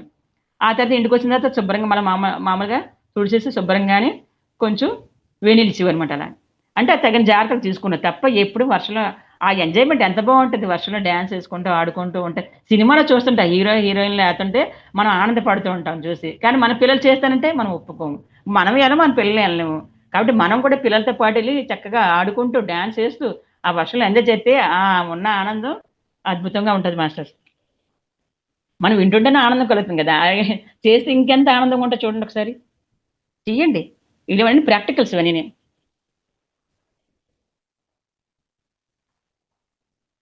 ఈ విధంగా ఓ చిన్నారి గంతులేస్తూ డ్యాన్స్ చేస్తూ గట్టిగా అరుస్తూ కివ్వుని కేకలు పెడుతూ ఉంటే మీరు అక్కడ ఆ మొదటి స్టెప్ న్యూస్ పేపర్ పట్టుకొని చదువుతూ ఉంటారు. ఆ పేపర్లో ఏముంటుందో మీకు బాగా తెలుసు. ఎప్పుడు ఒకే విషయాలు ఉంటాయి అందులోని. అయినా మీ ధ్యాస తప్పిపోతుంది. ఆ పిల్లాడిని కసురుకుంటారు. గోల చేయొద్దు, నోరు మూసుకో, డాడీని డిస్టర్బ్ చేయకు, ఎంత గొప్ప పని చేస్తున్నారో న్యూస్ పేపర్ చదువుతున్నారు. ఈ విధంగా చిన్నారి వాటిలో ఉరకలు వేస్తున్న శక్తి ప్రభావాన్ని, ఓ తేజస్సును జీవాన్ని మీరు ఆపేస్తారు. అది మీలోని క్రూరత్వమే. చూడండి, మన ఇంట్లో పిల్లలు మనం ఏదైనా పని చేస్తున్నప్పుడు వాళ్ళు కేకలేస్తూ ఉంటారు, ఆడుకుంటూ ఉంటారు వాళ్ళు. మనం అనుకుంటే ఎప్పుడు చుట్టాలు వచ్చినప్పుడు పిల్లలు అరుస్తూ ఉంటారు, చేస్తూ ఉంటారు. అంటే పాపం చుట్టాలు వస్తే వాళ్ళకి ఆనందం. ఆనందంలో వాళ్ళు కూడా ఎంజాయ్ చేస్తూ ఉంటారు. మనకు తెలియకుండా చుట్టాల దగ్గర ఇదేంటి వెళ్ళిపో, రూమ్లోకి వెళ్ళిపోని దసరేస్తుంటారు పిల్లలకి. లేకపోతే డాడీ పేపర్ చదువుతున్నారు, డాడీ డిస్టర్బ్ చేయకూడదు, డాడీ చేయక వెళ్ళిపోయి అంటూ ఉంటాం. అంతేగాని ఆ పేపర్లో, ఆ న్యూస్ పేపర్లో ఏముంది? అదే పిల్లలతో మీరు కూడా డాన్స్ చేస్తే ఆ పిల్లలు చేస్తుందని చూస్తే ఎంజాయ్ చేస్తే ఆ పిల్లలు ఎంత ఆనందంగా ఉంటారు. వాళ్ళు ఎంత శక్తి ప్రకంపనలు కలుగుతాయని చెప్తున్నారు. నిజంగా ఇదంతా కరెక్టే మాస్టర్స్. ఈ విధంగా చిన్నారి వాటిలో ఉరకలు వేసిన శక్తి ప్రభావాన్ని, తెలిసిన జీవాన్ని మీరు ఆపేస్తారు. ఇది మీలోని క్రూరత్వమే అంటున్నారన్నమాట. ఈ విధంగా ఈరోజు మనకి ఈ టాపిక్ పిల్లల పెంపకం టాపిక్‌తోని మనం చక్కగా నేర్చుకున్నాం మాస్టర్స్. అంటే పిల్లల్ని పెంచడం కూడా ఒక కళే. వాళ్ళకి కనడం ఎంత గొప్ప కళ, కనడం ఎంత కష్టమో పిల్లల్ని పెంచడం కూడా అంతే కష్టమని అంటారు. కానీ అదొక ఆర్ట్‌గా తీసుకొని మనం పిల్లల్ని బాధ్యతగా తన కని పెంచగలిగితే మాత్రం వాడు అద్భుతంగా రాణించగలిగితే మాత్రం అది చాలా అద్భుతంగా ఉంటది మాస్టర్స్. అందుకే చిన్నప్పటి నుంచే ధ్యానం నేర్పాలంటారు పత్రి సార్. ధ్యానం అది ఓషో గారు కూడా అదే అంటున్నారు. ధ్యానం నేర్పండి చిన్నప్పటి నుంచే. ధ్యానం నేర్పితే వాళ్ళ బుద్ధి వికసిత కలుగుతది. అది నెక్స్ట్ టాపిక్‌లో వస్తది మాస్టర్స్. గానీ ఇదంతా వినడానికి కొద్దిగా కష్టంగా ఉన్నా, కానీ ఆచరణ చేయవలసింది సత్యం ఇదే మాస్టర్. సత్యం ఎప్పుడు కష్టంగా, కఠినంగా ఉంటది. కానీ దాన్ని ఆచరణ చేయగలిగితే అద్భుతంగా ఉంటది. ఓకే. Thank you. నాకు ఈ అవకాశం వచ్చిన బ్రహ్మాస్ మెడిటేషన్ ఛానల్‌కి నీరజకి, మమతకి కూడా థ్యాంక్ యూ. జూమ్ సెక్షన్‌లో ఉన్న ఆత్మబంధువులందరికీ కూడా థ్యాంక్ యూ. అలాగే ఈ బుక్ ద్వారా అందిస్తున్న ఉషా గారికి కూడా thank you masters. Thank you very much అమ్మా.